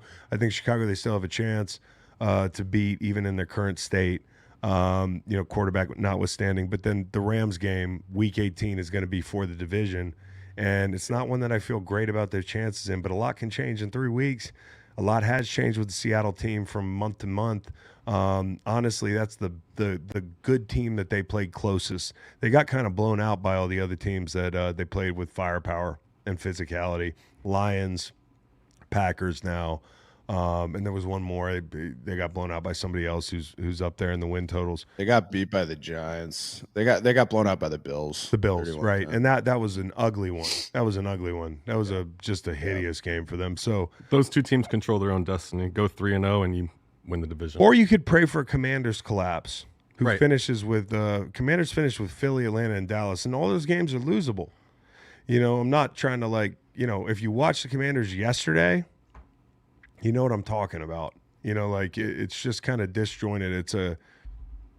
It's a hell of a rookie I mean, quarterback. that game was running around. somehow losable for them yesterday too. And No, that's what I'm saying. I mean, Dude. All right, well, I'm saying like at the very end, like that was a dude. I mean, we talk about refs on here a lot. And yeah. Let me 9 seconds on the clock for about 5 seconds, and me and about a million other Americans who are trying to close out teasers with the Washington Commanders are holding onto their butts. And I got to tell you, Onto your butt. like, that was a situation where Rizzy and the Saints played it perfectly. They're down 17 in the second half. They get back in it on, was it Cedric Tillman dime Oh my to god. the pylon? That was probably the best Wilson? throw. Cedric Wilson. No, Yeah, Tillman. yeah. Cedric Wilson dime to the pylon. was Was one of the gorgeous. best throws of the day, and it was from like a wide receiver. And then you find yourself in a game where the Commanders kind of give them enough time to get down the field, and you just knew what it was going to be. You knew. I was saying it for like 4 minutes. They're going to go for 2. Oh my God, they're going to go for 2. Oh my God, they're going to go for 2. And then they got down there, and it was like the clock just kept ticking down, and it paused. And I'm like, oh, Vegas is in on this, even though the line was 7.5, so it really doesn't matter. Then, you get down there, you score, and they line up and they go sprint right option. It's just like, I like that call, but maybe not with that quarterback, and Washington was all over it. Yeah, But they're all over it. but Jaden Daniels was electric at times, and he just doesn't have the help. Even McLaurin dropped the ball late that probably would have put the game away. Yeah. They're down Noah Brown now. I think Ertz left with a concussion at some point. After a great catch. After a great catch. But they're just not – you talk about teams that if they get in, I think they'd have a better chance to win a game, ironically, than the Seahawks, so I mistakenly put above them in the power rankings. I feel differently today just because I've seen the Seahawks floor now. But it's like the Commanders – if they get in, chances are they're not going to reel off a couple wins. It's just they don't have enough. they're not one of firepower those scary offensively. teams. They don't have enough And firepower. they also Jaden Daniels got sacked 8 times. That's not good. Yeah. Yeah, a couple not on good, bub. third down in the first half. But he put the team on his back at times. Like that ball Yeah. in the red zone was like a circus And throw it's- and catch. and guys were selling the them fourth out. and one, Like- and then the 4th and 1, where the read option is totally cooked. He's got to take the ball and do something with it. He goes backwards, pirouetting over the first down line, kind of lands on his head. Like, he's a special player. Yeah. He is. I think Yeah. over the second half of the season, we've seen this offense become more up and down. Like, they were first in the league in EPA per play through the first 8 weeks, and they've been 11th since that point. And to me, they're starting to feel like the Chargers offensively, in that, like, you need the quarterback to be Superman to score. They probably have a little bit of a better run game, but especially with Ertz down, Eckler down, outside of McLaurin, there's just not Jaden just doesn't have a ton to work with there, and they need him to take over if they're going to score. And it's tough. It's a lot to put on a rookie quarterback. Right. He's doing the best job he can. And it's a homecoming for him. A lot of pressure on them to win that game. I thought he was really cool and calm throughout the whole game, which is not a surprise to me in watching him play this year. But I just want to say this. Rizzy, what more can you ask from an interim head coach? I mean, they're down so many guys, including the quarterback. At some point in this game, they're down Kamara late. They're down a lot of their best players, their best corners on the other team.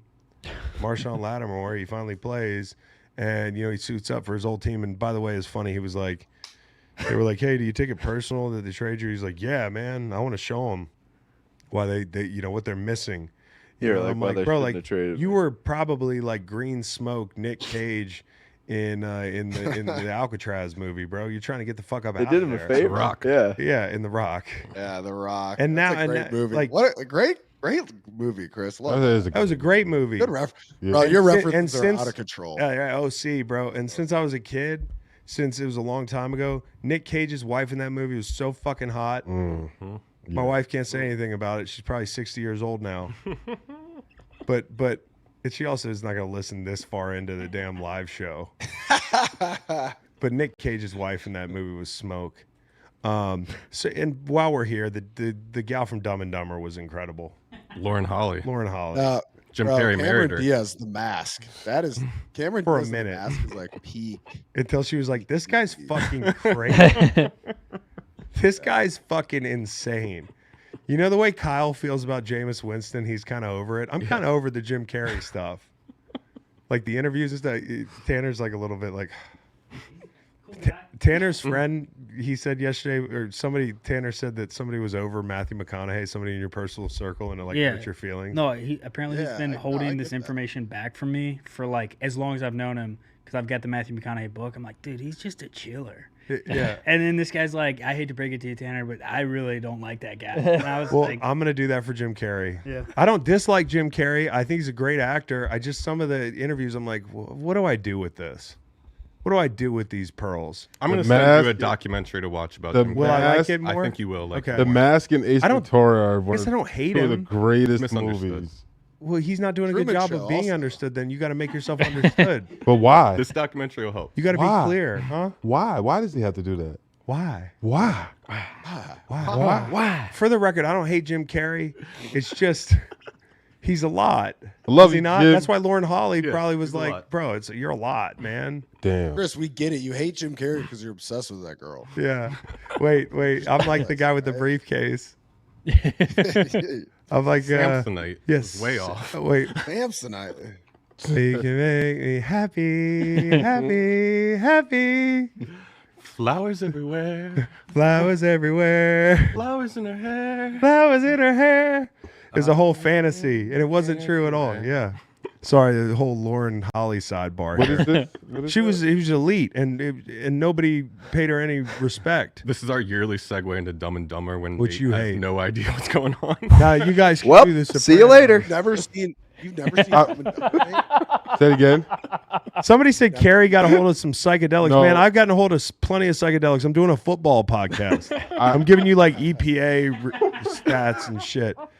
Not everybody goes that Where else- direction after they eat some. Where else can you get both in the same breath? Yeah. No, I haven't seen Dumb and Dumber. I have not seen it in full. I've seen clips that like go viral, but Truman Show is one of the best movies ever. Truman Show is great. I love Eternal Sunshine, haven't seen. great movie. He's an incredible actor. It's an incredible actor. But Have you seen Boys in the Hood? yes, Yep. Bo? Yes. Jim Carrey's not in that.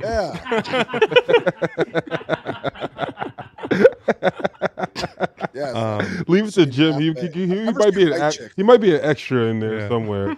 Yeah.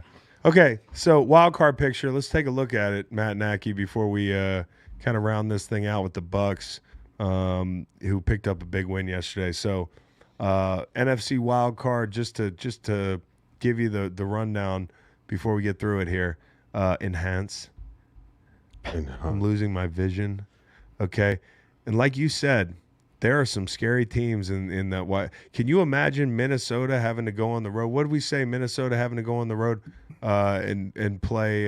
Somebody threw out some scary. I threw out earlier that the Rams could host Detroit in the first round. Rams could host in that situation where either Philly or Minnesota gets the 1 seed. Currently, it goes 5, 6, 7. Minnesota, Green Bay, Washington. The Falcons, although I think they win tonight, are we don't need to see the Falcons in the playoffs. They're in big trouble, less than 20%, and the Bucks are 2 games up now. Yeah, they just need to stay 1 game ahead. Now the Bucks, man, we done told you about this, okay? But this is a very good team. This is a very good offense. I think the way I would describe it is like you said it earlier, Nolan. I was having trouble putting it into the words, but it's like urgency. Yeah, it's like everything they do on offense, they do it with urgency. And Baker is such a quick processor. And I think him and Liam have a great connection. Now, Liam wasn't coaching him from a play call standpoint. McVay was the guy in LA, but Cohen was the offensive coordinator, right? Like de facto. Mm-hmm. And can you imagine a couple years ago, like them sitting in a room, maybe there's a joke offhand where they're like, maybe we'll get back together again and I'll be the fucking OC calling the plays and you'll be the quarterback. Haha, wouldn't that be cool? And now here they are. And honestly, Baker, and I just want to say this, Baker Mayfield does all this on his 6th or 7th coordinator in the league. Like, his career can't be longer than 6 or 7 years, right? I mean, what year is this for him? This is like 7? 7, I believe. 7? From 2018. He's had 6 or 7 play callers. To make the adjustments that he's made, I think he might be one of the most underappreciated quarterbacks of our era. No question. And I can tell some people are probably rolling their eyes at home. You're the Chris, one someone in the chat was him. saying, he was saying, so I can't remember who it was in the chat. This was earlier, like 3 hours ago. Hurts so much better than Baker, blah, blah, blah. I think that's actually a pretty decent comparison. No. I think you can make, you think. I'm going to stop talking. Nope. Yeah, you know where your bread is buttered. All right. No, I'm going to stop. I'm going to stop talking. I'm going to stop talking because I'm going to stop talking. Baker's had a great year. Baker's a damn good quarterback, dude. It just is what it is, man, at this point. And people always want to discount the guy. I remember last year I said he's better than Trevor Lawrence, and people laughed at me. I said he's done more than Trevor Lawrence in the league, and they were getting ready to play the Jaguars. People laughed at me. And I used to not think this. It's not like I'm some like Baker Homer dude that was back in Cleveland like he's going to be the guy. I didn't know he'd be the guy. And there were times where I was like, he can't see over the line. That's the problem. Well, maybe the problem was Freddie Kitchens, like things like that. And so I just wanted to tip my cap to the guy because he's on like coordinator 6 or 7. What was the clip when I think Freddie Kitchens walked over to Baker and was like giving him like "Arr," and like jiggled his beard or something, and then he walked away and Baker was like, "That fucking idiot." Dude, he had some of the weirdest bedside manners, so to speak, as a coach. But I think Baker's an answer there. I mean, like, we know that now. It's year 2 in the whole thing, and look what they found in free agency. Liam Cohen, and I want to shout out the wide receivers coach, Brian McClendon, doing a really good job with these guys. Like, everybody, the passing game's so precise. Ton of pace. We talked about that. They access all types of different areas of the field. He throws the ball over the middle really well with a lot of zip, and he throws the ball outside the numbers really well. And when you got Mike Evans, it's like, who would have thought when Mike – remember when Mike was they were talking about Mike leaving. Yeah.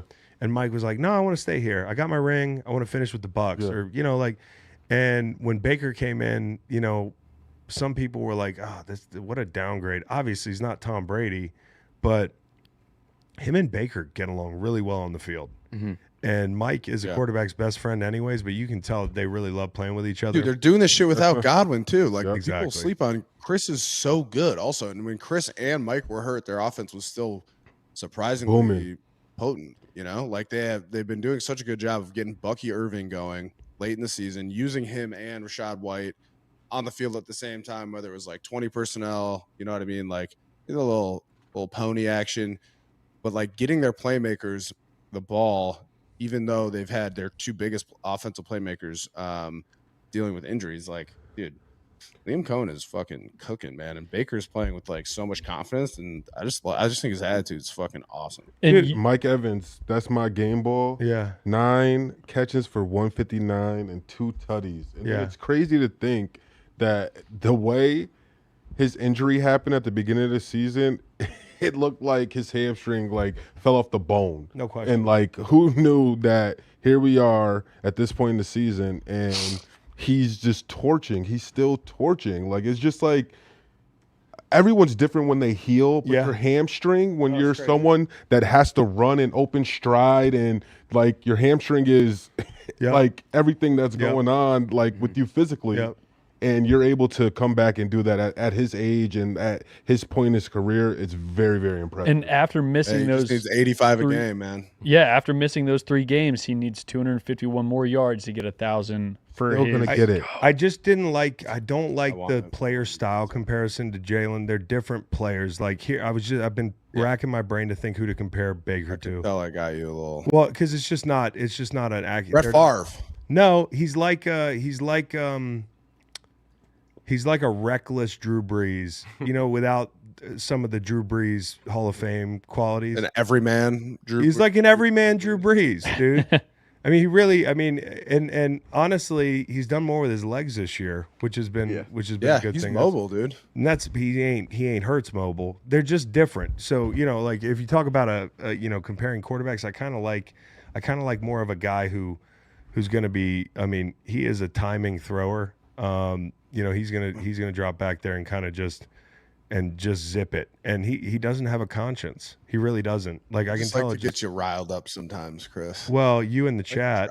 He reminds me of Romo as a player. Really? Yeah. Romo. Yeah, the way he moves around the pocket. Yeah. I just not to short quarterback him, but the guy that came to mind was Breeze a little bit with the. I mean, Favre. I could be wrong. Favre. Favre. I'm not saying he's Breeze. Because somebody's going to play the game of telephone with 15 of their friends. They're going to be like, Chris Long was saying he's Drew Brees. I didn't fucking say that. You're a liar. But anyways. With Liam Cohen, is he on your short list for head coaches next season? Like, where would you rank him if there's 3? He'll get interviews for He's sure. going to head definitely coaches. get interviews. You've got Ben Johnson out there. You've got Mike Vrabel. You know what? Is he top 3? Let's think about. Can we think about something? Yeah. Hey, Bill's still in the cycle, isn't he? Doesn't he have like a opt out clause for his scholarship deal? in Very June? true. Yeah. Yep.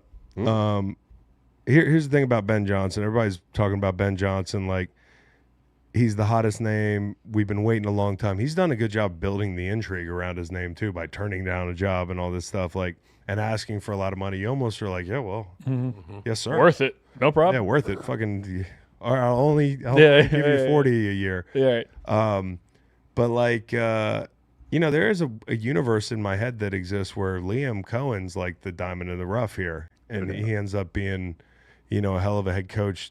There's a lot more than just calling plays that goes into being a head coach, and so I think Cohen, by all accounts, and Beau, you know more guys in Tampa, seems to be a guy that people would rally behind in a room. Yeah, I don't know that he's necessarily. He's a great coach. He's been doing an unbelievable job for their offense. I don't know him as as much of a leader of men. I don't mean if rah that rah. makes sense. Like, right? Like if you look at a guy like Dan Campbell, okay, he's not. He ain't X's and Dan O's Campbell. guys. He's he galvanizes the troops, like things like that. And Liam Cohen is not that kind of guy. He's more of a. I don't know. I mean, Sean McVay is a pretty easy comparison to make since I have that history together. Maybe not the same kind of wunderkind vibe that McVay gave off when he was going to be a coach initially, but he's very well liked, well respected in the locker room. I know that personally. Like I was actually talking with Cam Braid about him today. Guys love him. They love him because his offensive scheme is great. So I think he is probably a dark horse hit candidate. He'll get interviews for sure. I still think he needs another year. That's just me personally. I also think that the Bucs are set up well for next year. So I don't necessarily know that he's hurting and hunting for a head coaching job, but Right.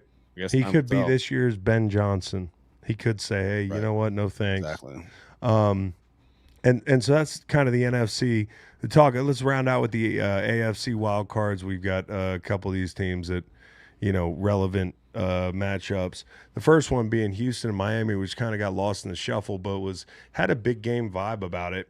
Obviously Miami's playing for their entire season, and CJ Stroud is playing to keep. To try to win the division, basically. I mean, like to guarantee a home game, which is a big deal. I thought C.J. Stroud, who's taken a lot of shit this year, and I'll defend C.J. Stroud. Like here, you can tell where I am on this quarterback.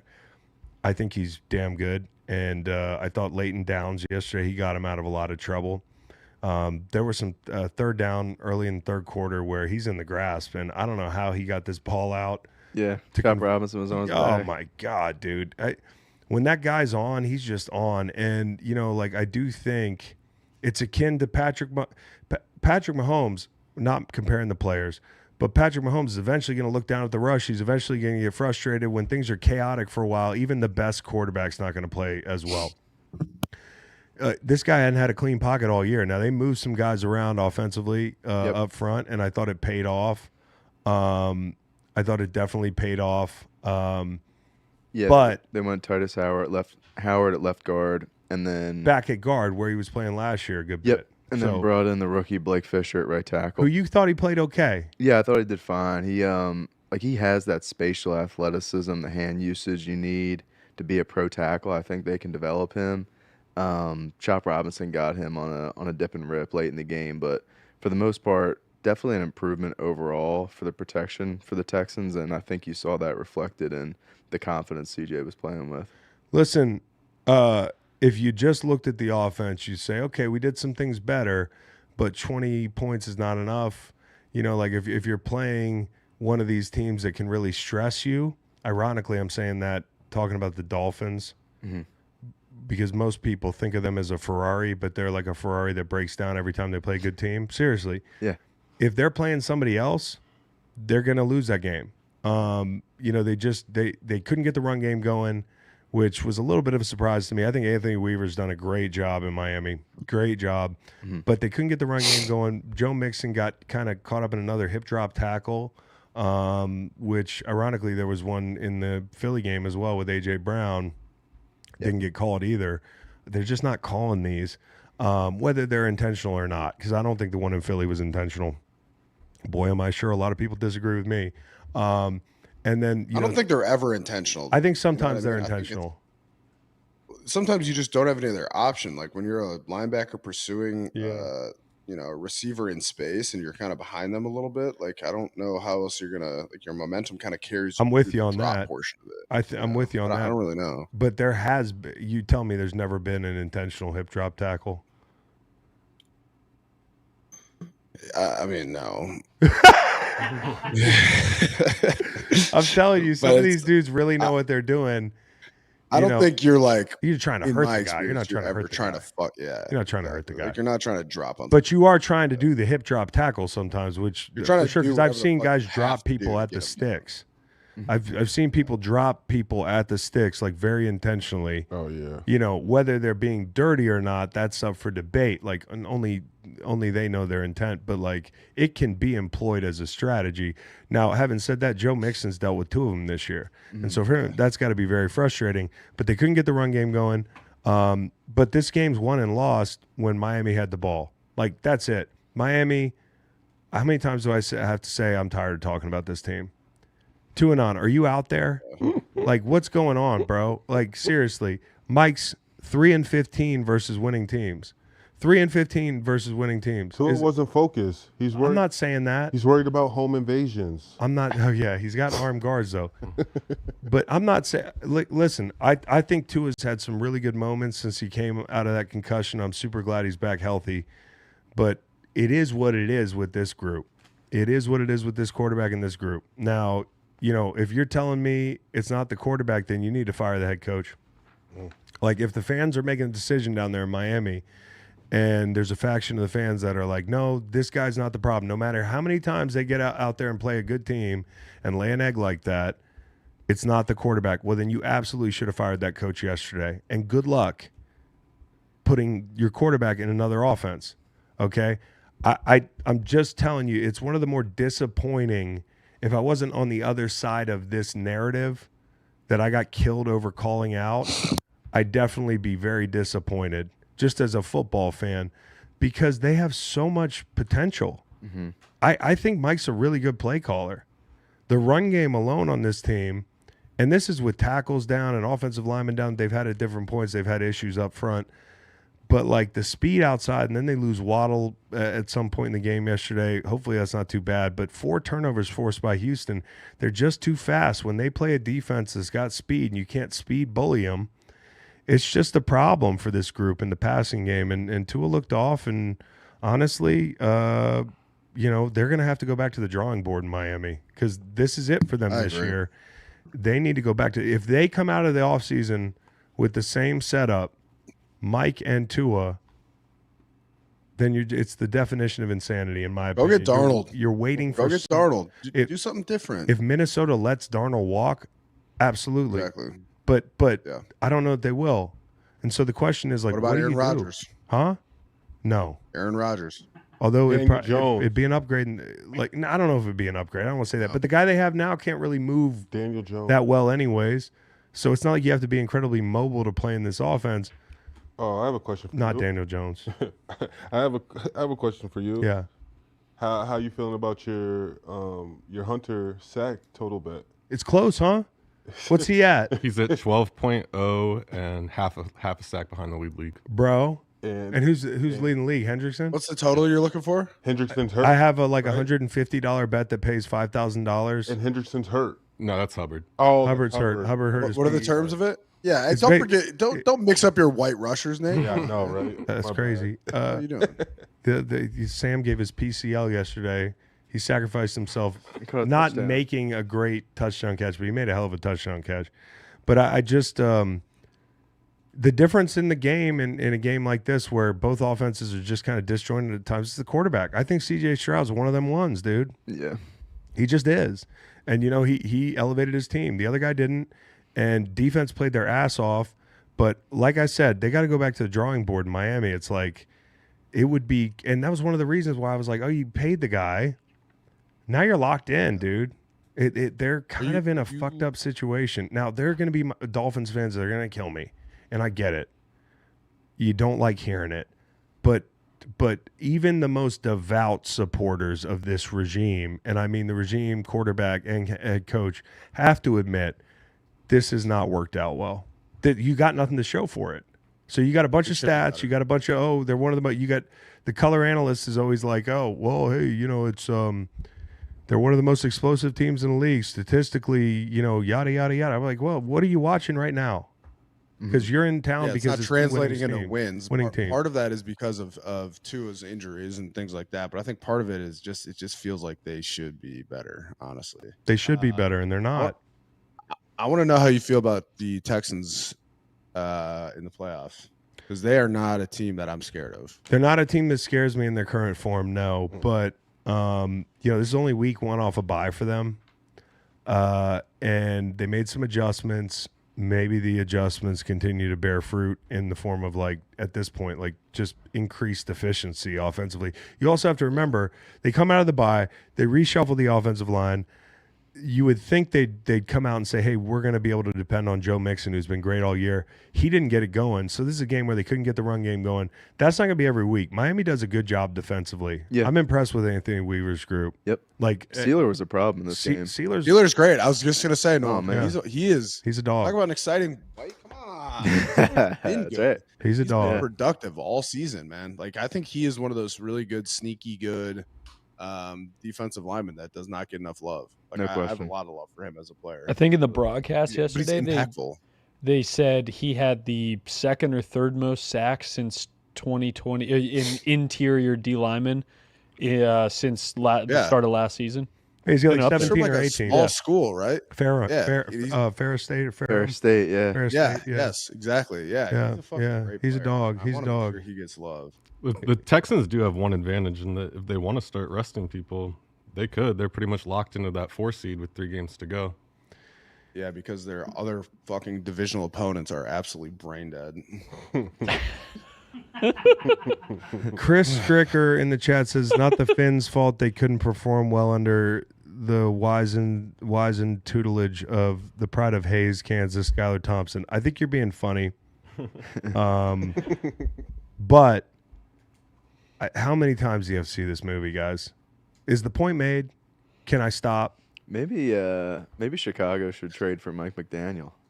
Maybe that would work. Ooh. I don't know though, because the let's team start putting hasn't. that out there. Because it's not just the quarterback. It's not just Yeah, It's not just the. It's also the lack of physicality on offense when things really get tough.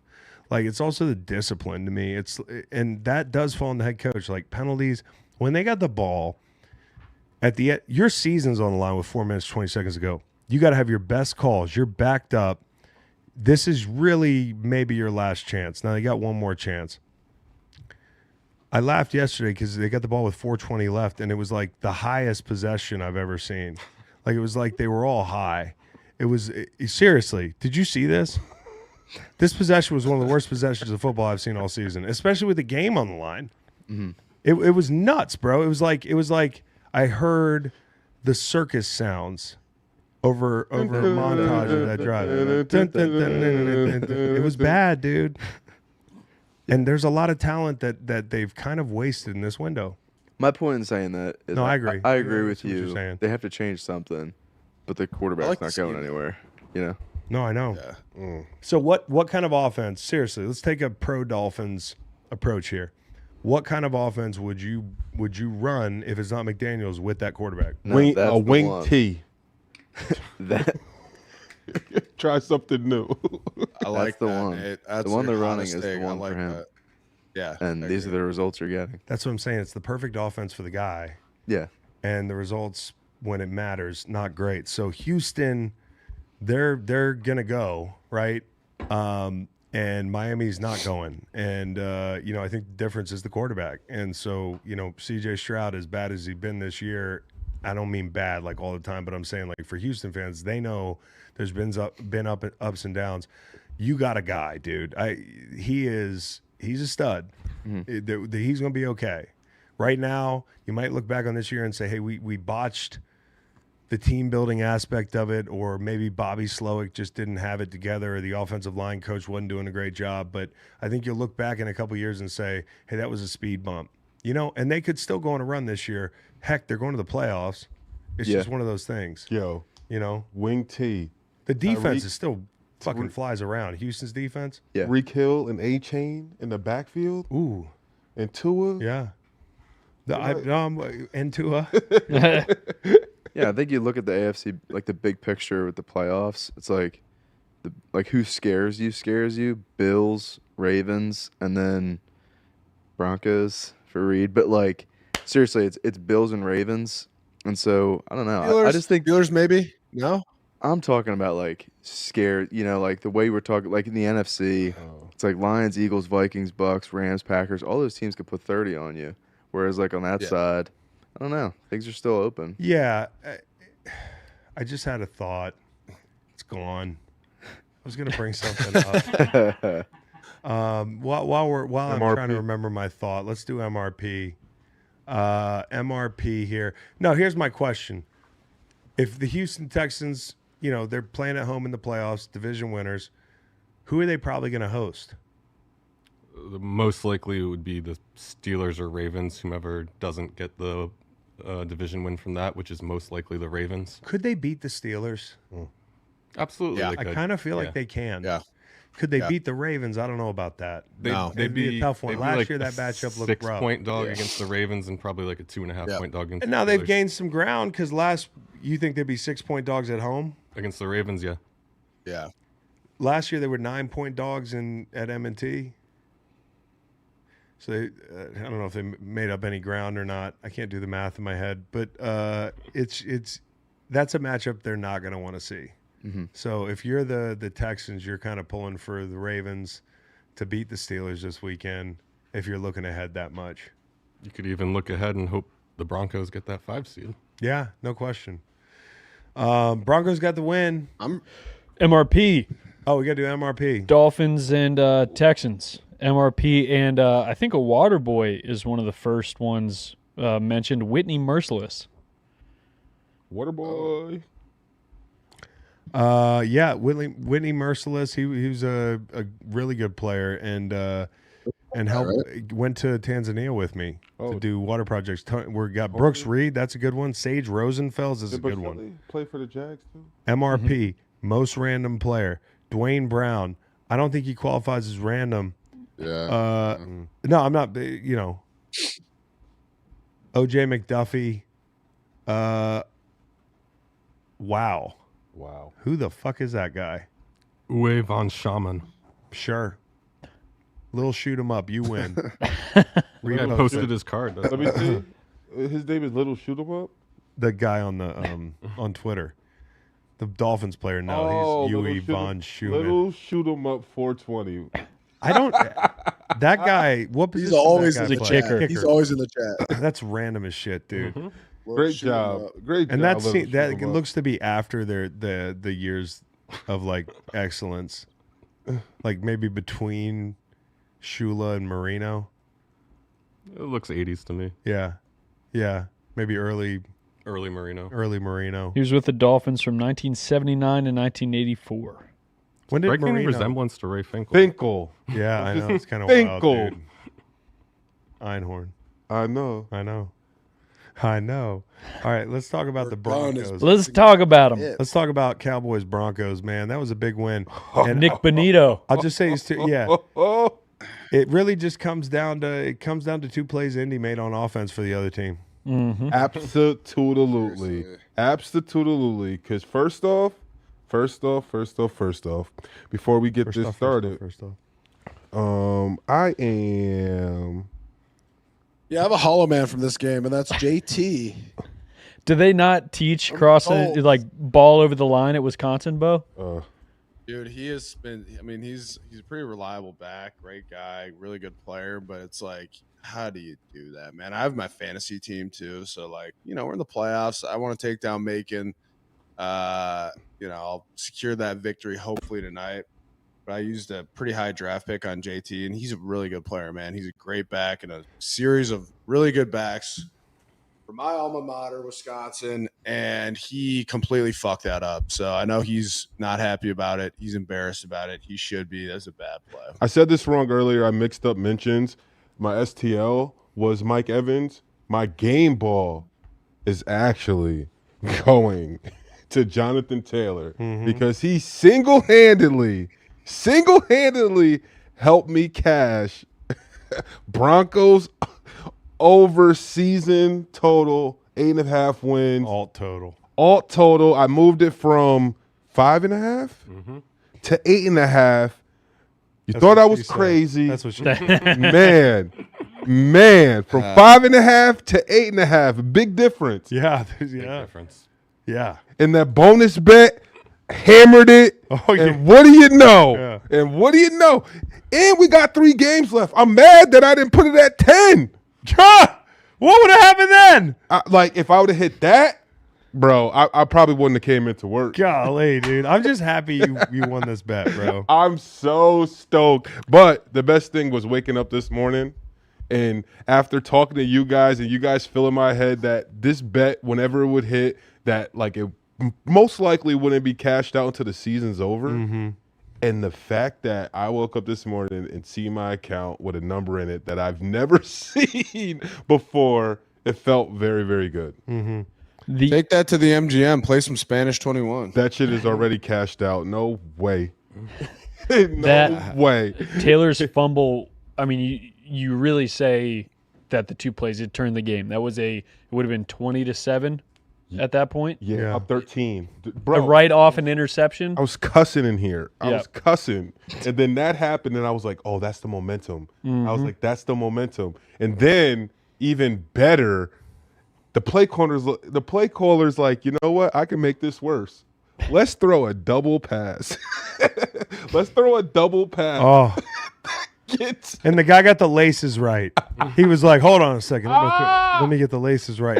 Throw it back across the field here. And this is funny. This is after I sent the group chat fuck Bo Nix, because I was like so invested on getting this last win this yesterday instead of sweating it anymore. And he was just playing terrible to start that game. And then the Colts decided they wanted to play worse. I'm going to admit, I just didn't see much of this game because of the other two games, and it's just down my list. So Bo Nix, a little shaky. No, not a little shaky. A lot of shaky. In the first three quarters, it was rough. Three picks. Which is surprising to me, thinking about off a bye. Bradley versus Gus Bradley versus Sean Payton. Sean Payton. Yeah. So, I thought he would have a plan that would work early. And Anthony wasn't great, huh? No, he was not. That sucks. This is a guy I really want to see succeed. Yeah, he had the Colts minus 1.37 EPA per play against the Broncos in the second half was the second worst performance in any half by any team in a game since 2000. But the worst part is, listen, I had a ticket yesterday. Josh Allen, 2 anytime touchdowns. Anthony Richardson, 2 anytime touchdowns. I'm watching both games. Josh Allen marches down first 2 possessions, 2 touchdowns. Check on my ticket. First drive of this Colts game. Anthony Richardson marches down, scores a touchdown. Check. All I need is one more touchdown. Should have cashed out. No cash out. No cash out option. Well, you weren't that close. 3 out of 4 touchdowns, and then Anthony Richardson decided to play crazy. And the worst thing about that fumble, that Jonathan Taylor, if maybe the ball would have just went out of bounds at the 1 when he did that, Anthony Richardson would have got scores. He would have got to run it in. And it would have been poetic justice. Not only was it a dumb play, it was selfish. What would you have rather had, the Broncos win total hit or Anthony Richardson 2 touchdowns? Oh, I would have loved for both of them to hit. And there was a point in the game when they got desperate, when I knew the Broncos were already going to win. It's just like, who cares if Anthony Richardson scores right now? Hey, they're still going to lose. The funniest thing, can you share our little conversation about what you told me? You were like, after this win. Oh yeah. After this win. He walks in. And I am thinking, just go ahead. Take it away. Yeah, I no longer am associated with the Broncos, guys. We'll be right back. And it's funny because, honestly, I really told them today, I was like, I know the fans will love this. I could put the Broncos on the grill right now, to be honest. Why? Because you're just done with them. You're eating horse meat. Surtain might be hurt. Your number one cover guy has an ankle issue right now. Bo Nix does not look good after a bye. Like, he looked great, but like after a bye, you think that your quarterback is probably going to look decent. It's like the floodgates of your criticisms on the Broncos. Man, it has been. Why else do they suck? Whew. Like, why else are you done with them? Because that didn't look good. Can you tell them what you told me earlier? What's that? About the BetMGM account? What? You were like, bro, like, if this hits, I'm only a couple. Oh yeah. You go, I'm only down a couple, but I'm like, wait, you're not winning? Chris said, why? I said, after this bet hit, I said, I'm not gonna lie, I'm almost even with BetMGM. I was like, what? You're down? And Chris was like, why? It's like, because I be losing bets. Yeah, but you're making like $2.50 parlay. How are you losing? That's so funny, dude. That adds up. You're so funny, man. Man. I hope you win the rest of them. Let's get together and put a big, like a parlay this weekend. Come on, let's just do it. Bro, you know me. Let's do one tonight. Yeah. Monday night action. Hey, I want to get on that. I just got an account down here in Florida. Let's go. Let's get to the flyovers, shall we? Let's hear Right from after- Airbnb real quick. Oh, damn. Oh, We're going to hear from Airbnb real quick. Yeah, we and are. We'll get to the flyovers. I'd love to hear from Airbnb. Oh, it's your boy. What's up, Greenlight fans? It's your boy, Dr. Fax, and I want to talk to you about You guys got Airbnb. time to go to the Me and the Glasses. Greenlight crew, we stayed at Airbnb for the Super Bowl in Arizona, and it was absolutely immaculate. It had a huge cactus in the backyard, had a pool, had enough room for everybody, way better than a hotel. And then recently just purchased a house with my girl, and we found out that we can be hosts. and your house might be worth more than you think, and you can find out at airbnb.com/host. That was a really good ad read. Dr. Fax is smooth with it. Can I say something real quick before we get on? Shoot. Benito, I know you mentioned we all screamed Benito because obviously he made that big play on the throwback, but I said this last night. In a year like this year where there's not like a 19-sack guy, this guy, if it weren't for the fact that he's not a household name, I think you'd be talking about him.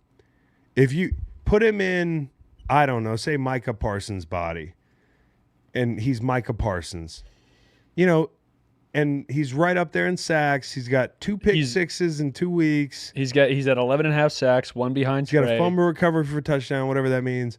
I saw all these those crazy ESPN stats where he's like the only player since to do these 4 obscure things. Yeah. But he's had a really great year. 14. And I know PFL. he's not justifiably in the DPOI race. There's a lot of attention these other guys in this upper echelon are paid that maybe Benito's not. He's third. But he's third in sacks. And in odds for DPOY. He's odds at third in odds They for just went DPOI. up. Yep. And he should be. Is that a skill? Wow, winning DPOI this year is like beating the damn Warriors with Kevin Durant's Achilles pop. Honestly. It's a good analogy. TJ Watt's still the favorite, and Pat Surtain is second. Who would have thought Broncos 2 candidates? Wild. Broncos. But he's played great. I just want to say that. Really great. He's got tackle for a loss in 11 straight games. If he gets to 12, he ties Suggs with the Ravens He's a dog. from 2010. He's a dog. He's a beast. We love him. Yeah. Let's do Jets, the, Jags. let's do the plane.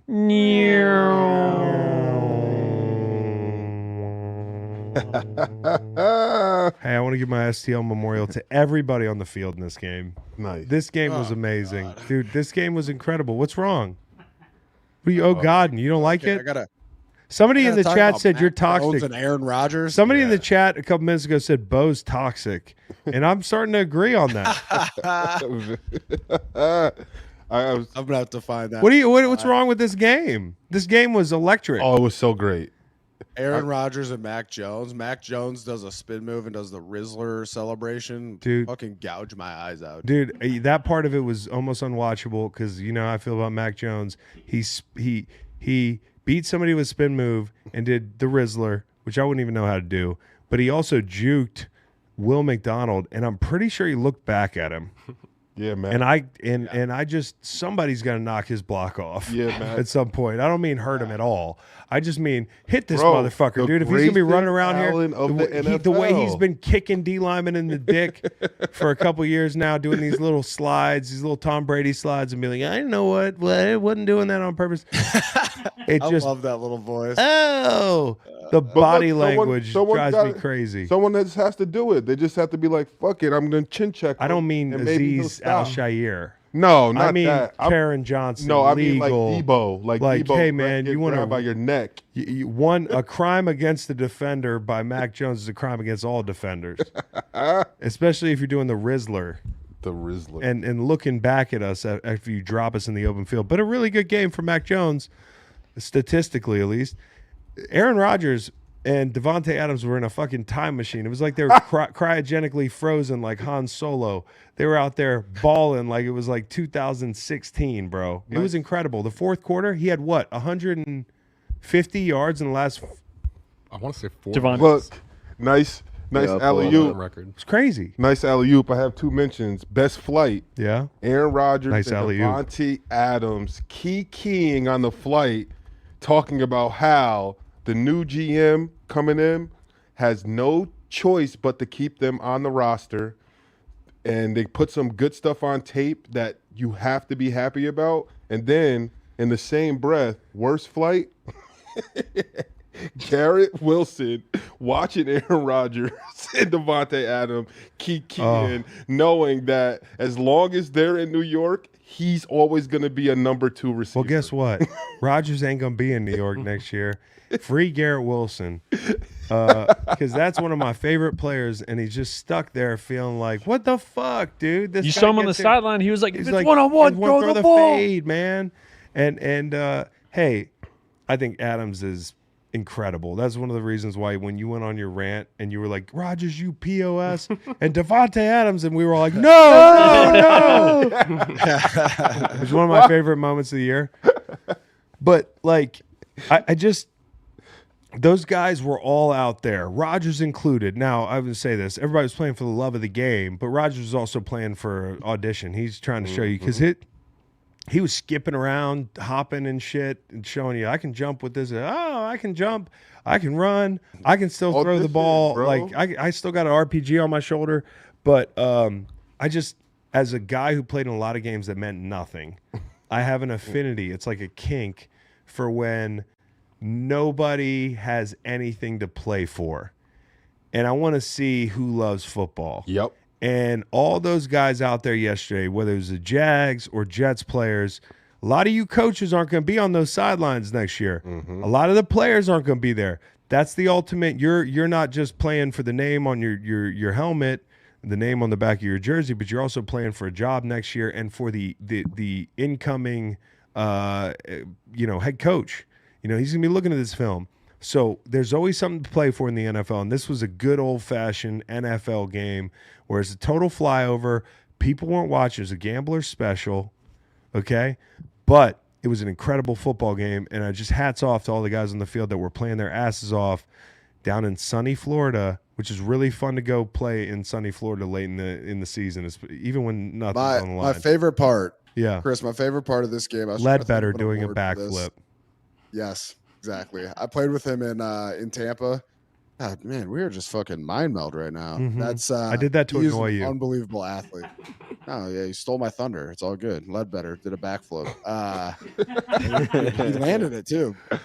No, he didn't. Pretty sweet. That was not a Great backflip. athlete. That was not. It was incredible. In pads. Let me be the Pads? guy. I feel like Mr. Chat here. I feel like a lot of people in the chat, but that wasn't you got to land flat on your feet, right, to be a backflip, Beau. You know that. So, whatever, dude. He got a full rotation. Okay. He did get a full That's to rotation. me, I can't get a full rotation. Guy's 300 got a pounds. full rotation in pads. You know how tiring it is when you sack and then you celebrate. I'm fucking You around. probably know better than me. I'm fucking around though. It was tight. I'm fucking around. That was incredible. It just, he did not land it. I would say this though to people like me that would poke holes in something like a 300-pounder, or like, hey, a lot of people haven't heard of this guy Ledbetter. That just goes to show you everybody in the NFL is like a mutant. Mm-hmm. Every human being in the NFL is like a mutant. And so like it's really hard playing in the NFL because big guys like that can do shit like that. That was incredible. Crazy. Quick breaking news. And also, if you're Ledbetter and you're doing a celebration like that, Beau, didn't you think about this when he was about to do it? Like when I went back and watched, they had told me what was going to happen, and I'm waiting for the backflip. And I'm like, bro, like you got to look behind you. Like you talk about guys getting hurt doing their ACLs. Make sure the runway's clear.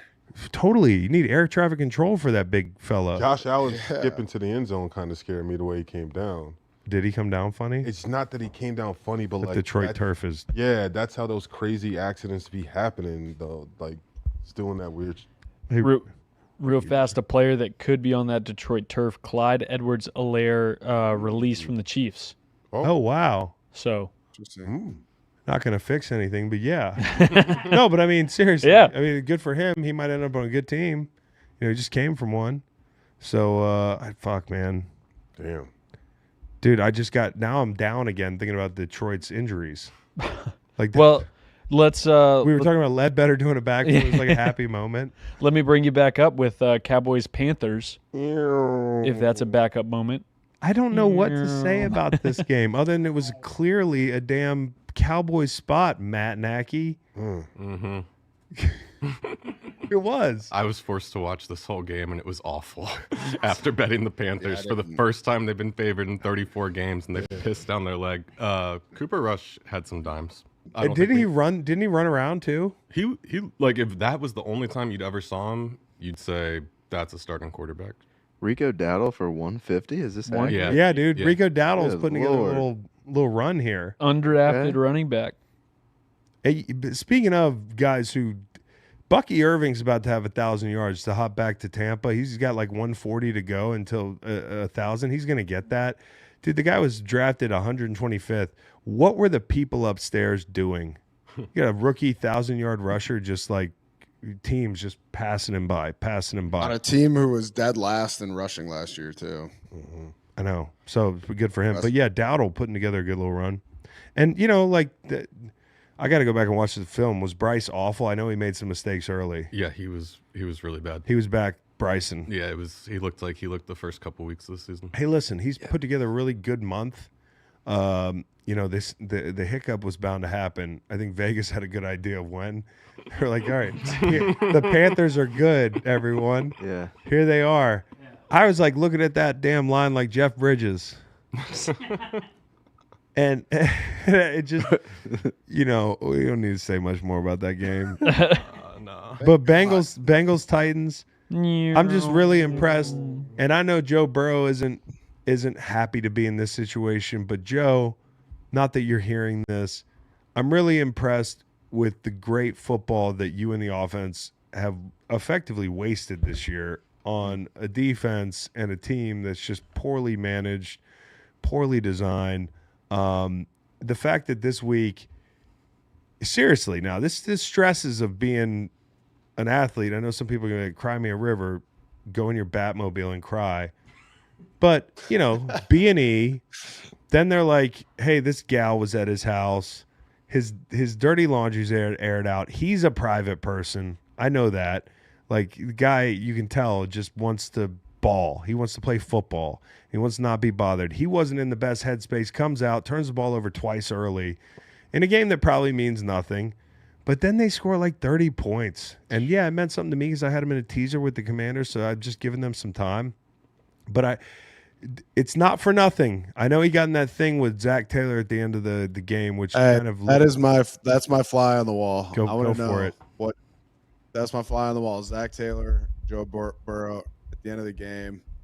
What was Burrow saying? I think he said we're fucking 6-8. It doesn't matter. I think that's really what he said. Somebody lip read it. But you know how they have those lip sync? Yeah, exactly. Yeah, that's great though. I would have loved to have just been kind of like on the sideline, end of the game. You just hear that, kind of look over without moving your head, like what's going on over there. Oh, there. yeah. I know exactly what you're And not so fast, my friend. Joe Burrow, you can't give up yet. You can't be fed up yet. You guys aren't mathematically out of it. So suck it up. Suck it up. Wow, facts. So you're saying they're not cooked. No, he said we're 6-8. It's embarrassing. And dude, it is embarrassing. You could tell he takes no joy in even throttling a team like that because he's like, bro, we should be. And that's why I think there's a light at the end of the tunnel big time for this organization. As long as you have that guy. Yeah. And things are going to change if you don't have Higgins next year a little bit. But I am of the belief that he is a special guy. I mean, most people agree. I have seen some takes that are on the contrary, but they're just takes. This guy has been playing otherworldly this year. And so is Jamar Chase. Jamar Chase's numbers are incredible this year. Unbelievable. He's been great. But I really do. I want to give a best bus ride to T'Vondre Sweat for taking the ball off of Joe Burrow and going on a little jaunt. The big fella. The big little rumble. Bro. Yeah. He looked good, big too. fella. You know what I heard when he took the ball on the TV copy? Seriously, I heard shh. When the fucking big 18-wheeler does whatever they're doing with that noise? That's what he was doing. Is that the brakes? Yeah, it's the brake. Yeah. I don't have my CDL, but that's an 18-wheeler driver.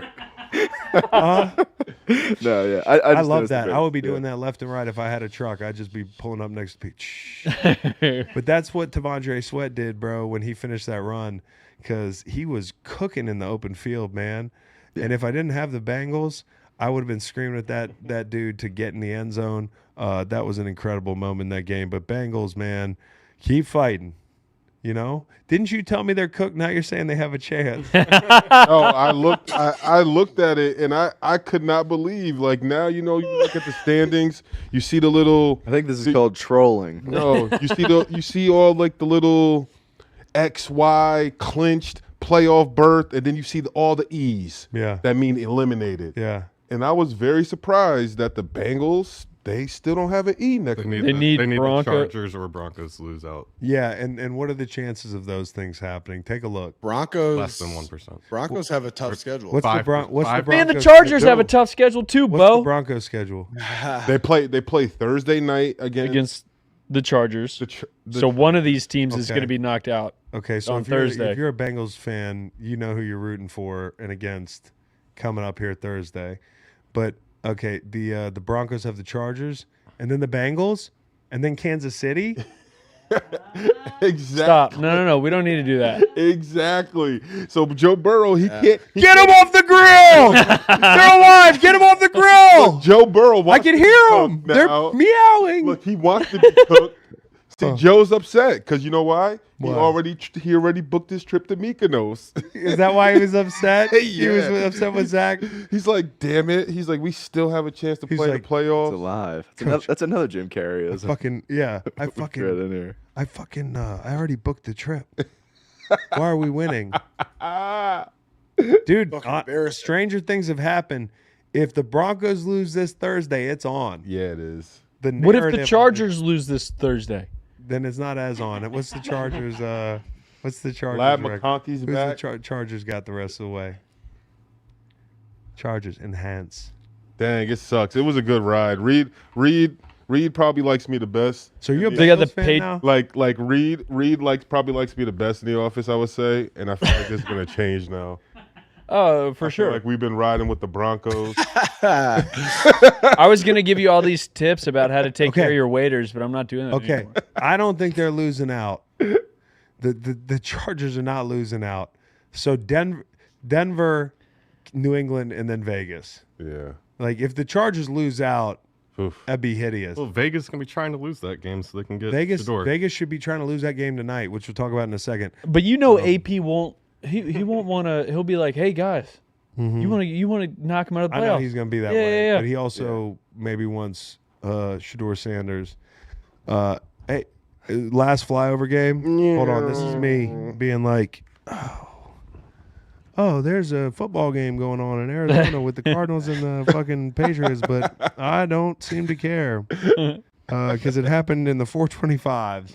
I cannot believe the NFL snuck them in the 425s with all those other games.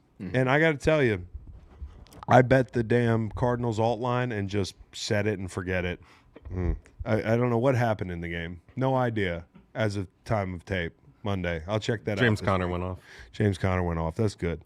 Cardinals still alive. They need the Seahawks to lose and the Rams to lose a game. Set it and forget it. Cardinals still alive. Hold on. All right.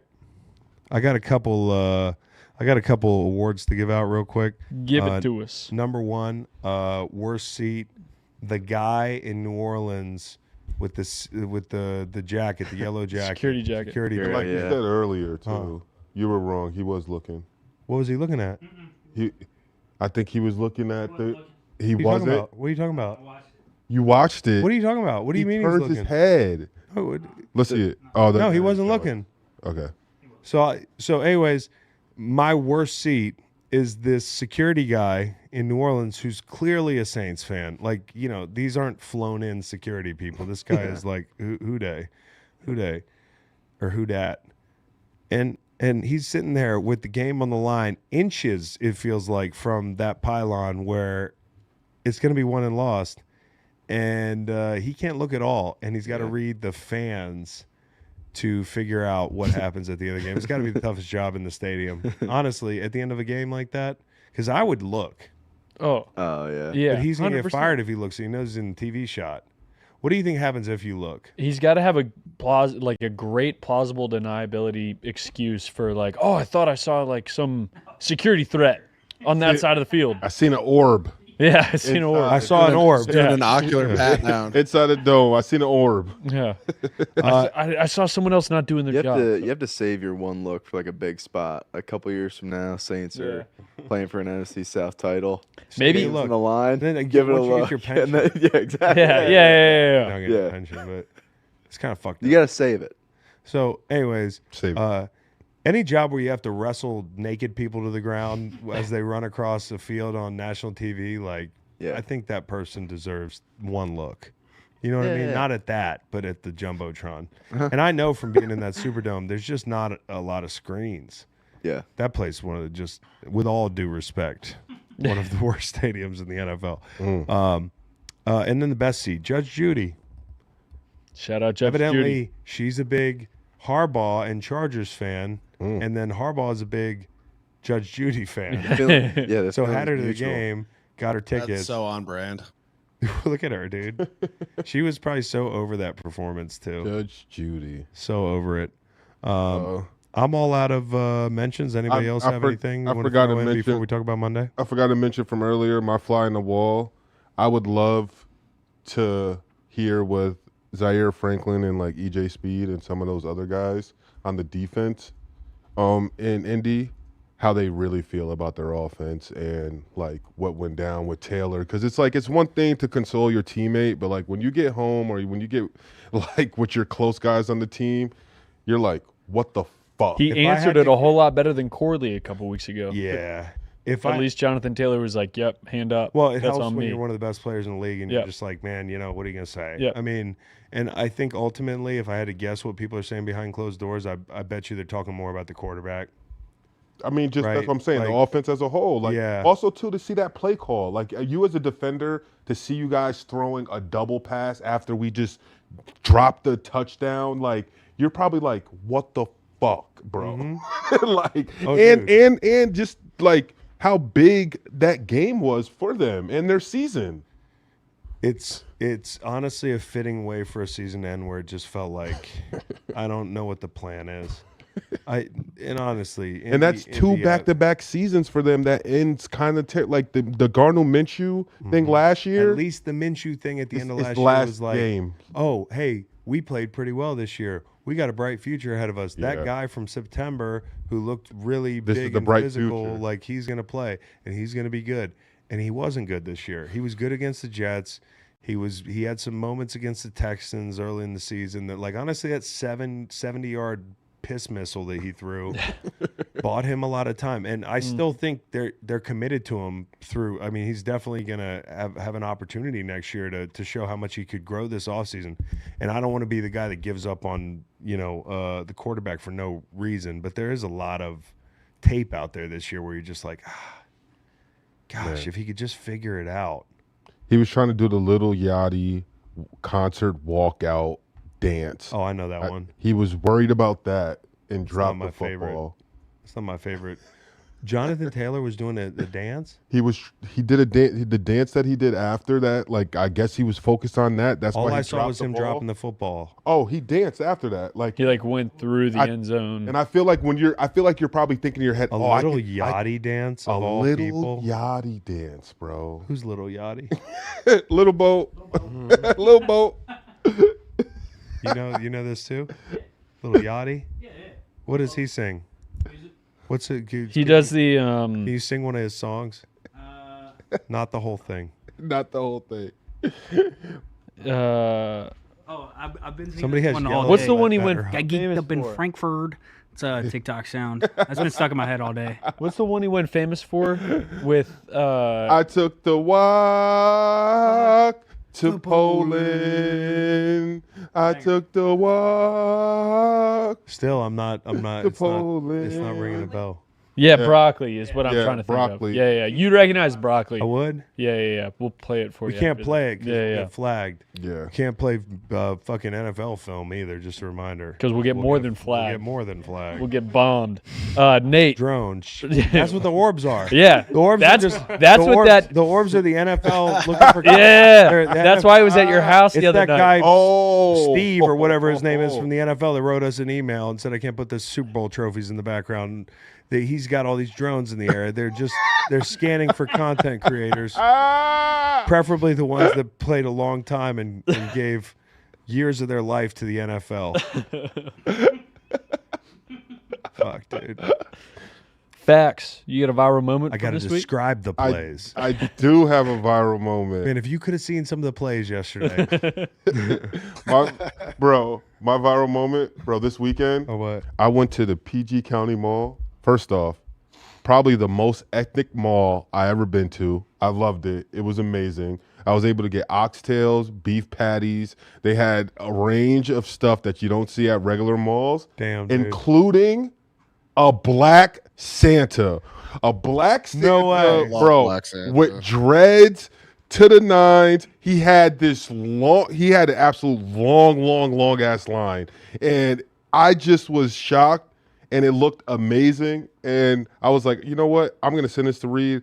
I'm going to find some way to put this into my mention. So, Black Santa, you're my Hey, that's fact awesome. viral pick of the week. All for it, dude. All for it. That's Yeah, I amazing. love Black Santa. Black Santa's so great. Fully I mean, love Black Santa. I mean, either way, not real. Yeah. You know? Do your kids believe? What do you mean? Or Yeah, Mike. If they don't. They don't. Yeah. Wait, what? listen, if we rolled up on a Black Santa, I would just be like, "Yep, Yep. there he is." I'd be like, that's what it is. Surprise. But I know there's some dads out there that would be like, I gotta explain to my kid, what the fuck is this, man? Yeah. Santa's not supposed to be black. He's supposed to be white. That's what the real Santa was. Good Christian Santa. That's what the real Santa was, white. No, he wasn't. There Santa. isn't one. You can make it up. Anyways, Beau, you want to make up a drip king? I got a drip king for you, Cowboy Reed. Anthony Walker Jr., linebacker for the Dolphins. Got all of his teammates their high school jerseys. It's pretty cool. oh, let me see. That's swaggy. Got them their high Like school they're high jerseys. quality too. So he Yeah, just so, like- he just hit up all their high schools and how to make them. If I had to guess, I'd say it's through some sort of company. That's fire.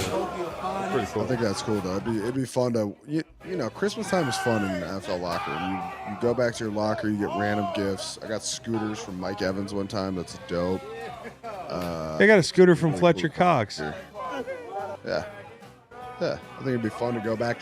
Fun fact, they still don't have a Chris Long jersey, despite asking him numerous times. So You've asked me for a maybe you jersey. guys- I don't know if any of you guys know a guy. Maybe I can get a number 56. Have you asked me for a jersey? Why don't you get the one where I was good? I'll give you a 91. Let me get a 91. Yeah, I'll give you a Oh, 91. didn't you wear like a 72 for a little bit? Yeah, 72. St. Louis. There was a solid year there where I was getting buckets in 72. Beau, it's best if you want that jersey. It's best if you text Chris for his address. Yeah, text me for my Yeah. address. Or maybe we can just put your address up in the chat. That's crazy.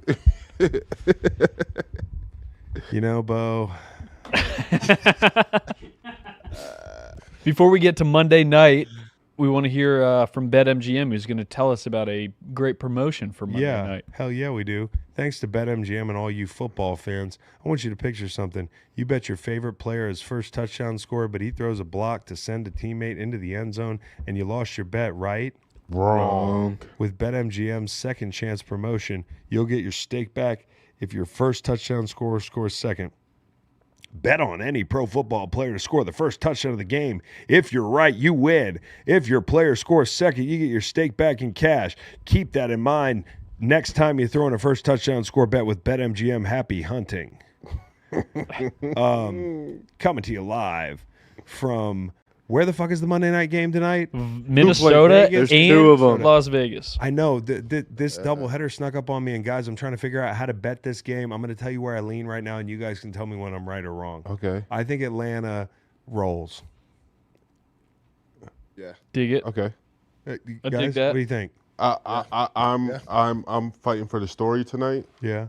so I'm hoping that You want Desmond Ritter. no, I want Kirk Cousins to come out and throw a pick six early, so we can maybe see Michael Penix tonight. Oh, I'd love to see Michael Penix. I want Desmond Ritter to come out and play a little hot ball and be like, but you got to Falcons. remember, the Raiders are now down Max Crosby. Yeah. That's a big adjustment. The guy's on the field for like every play. And so I hate to oversimplify it, but I have a feeling. Now, maybe they come out and fight their ass off, but it feels like the law of averages with Atlanta playing so shitty the past 2 weeks that they're going to play well. I No, think we have a better chance of seeing Black Santa than Penix. I'd love to see Black Santa, dude. I'd love to see. Talk about where's this game at? in Vegas. Oh, We do oh, get to it's in see Vegas. Brock Bowers play football tonight, That's true. Yeah. and he could. He needs 6 catches against Atlanta He's gonna get 'em. to surpass Michael Thomas for Yep. 4th most receptions by a rookie in NFL history. Now I kind of want to bet the Bears off that slop fest. That's a lot of points. Look at what most What's the 7.5. And just so you guys know, the Raiders line moved to 6 since this morning. That's what I'm saying. It's moving in the right direction. I'm kind of feeling like it's Falcons. It's a key number. It could be a teaser night. You know, I kind of swore the primetime teasers off, but if you're going to give me a doubleheader, Okay. you know, don't tempt me with a good time. I'm itching. Itching.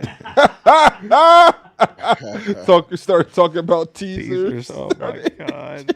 Fax, you got a first touchdown score for tonight? I do have a first touchdown scorer. We are going to go with, in the Bears game, we're going to go with Rome Odunze.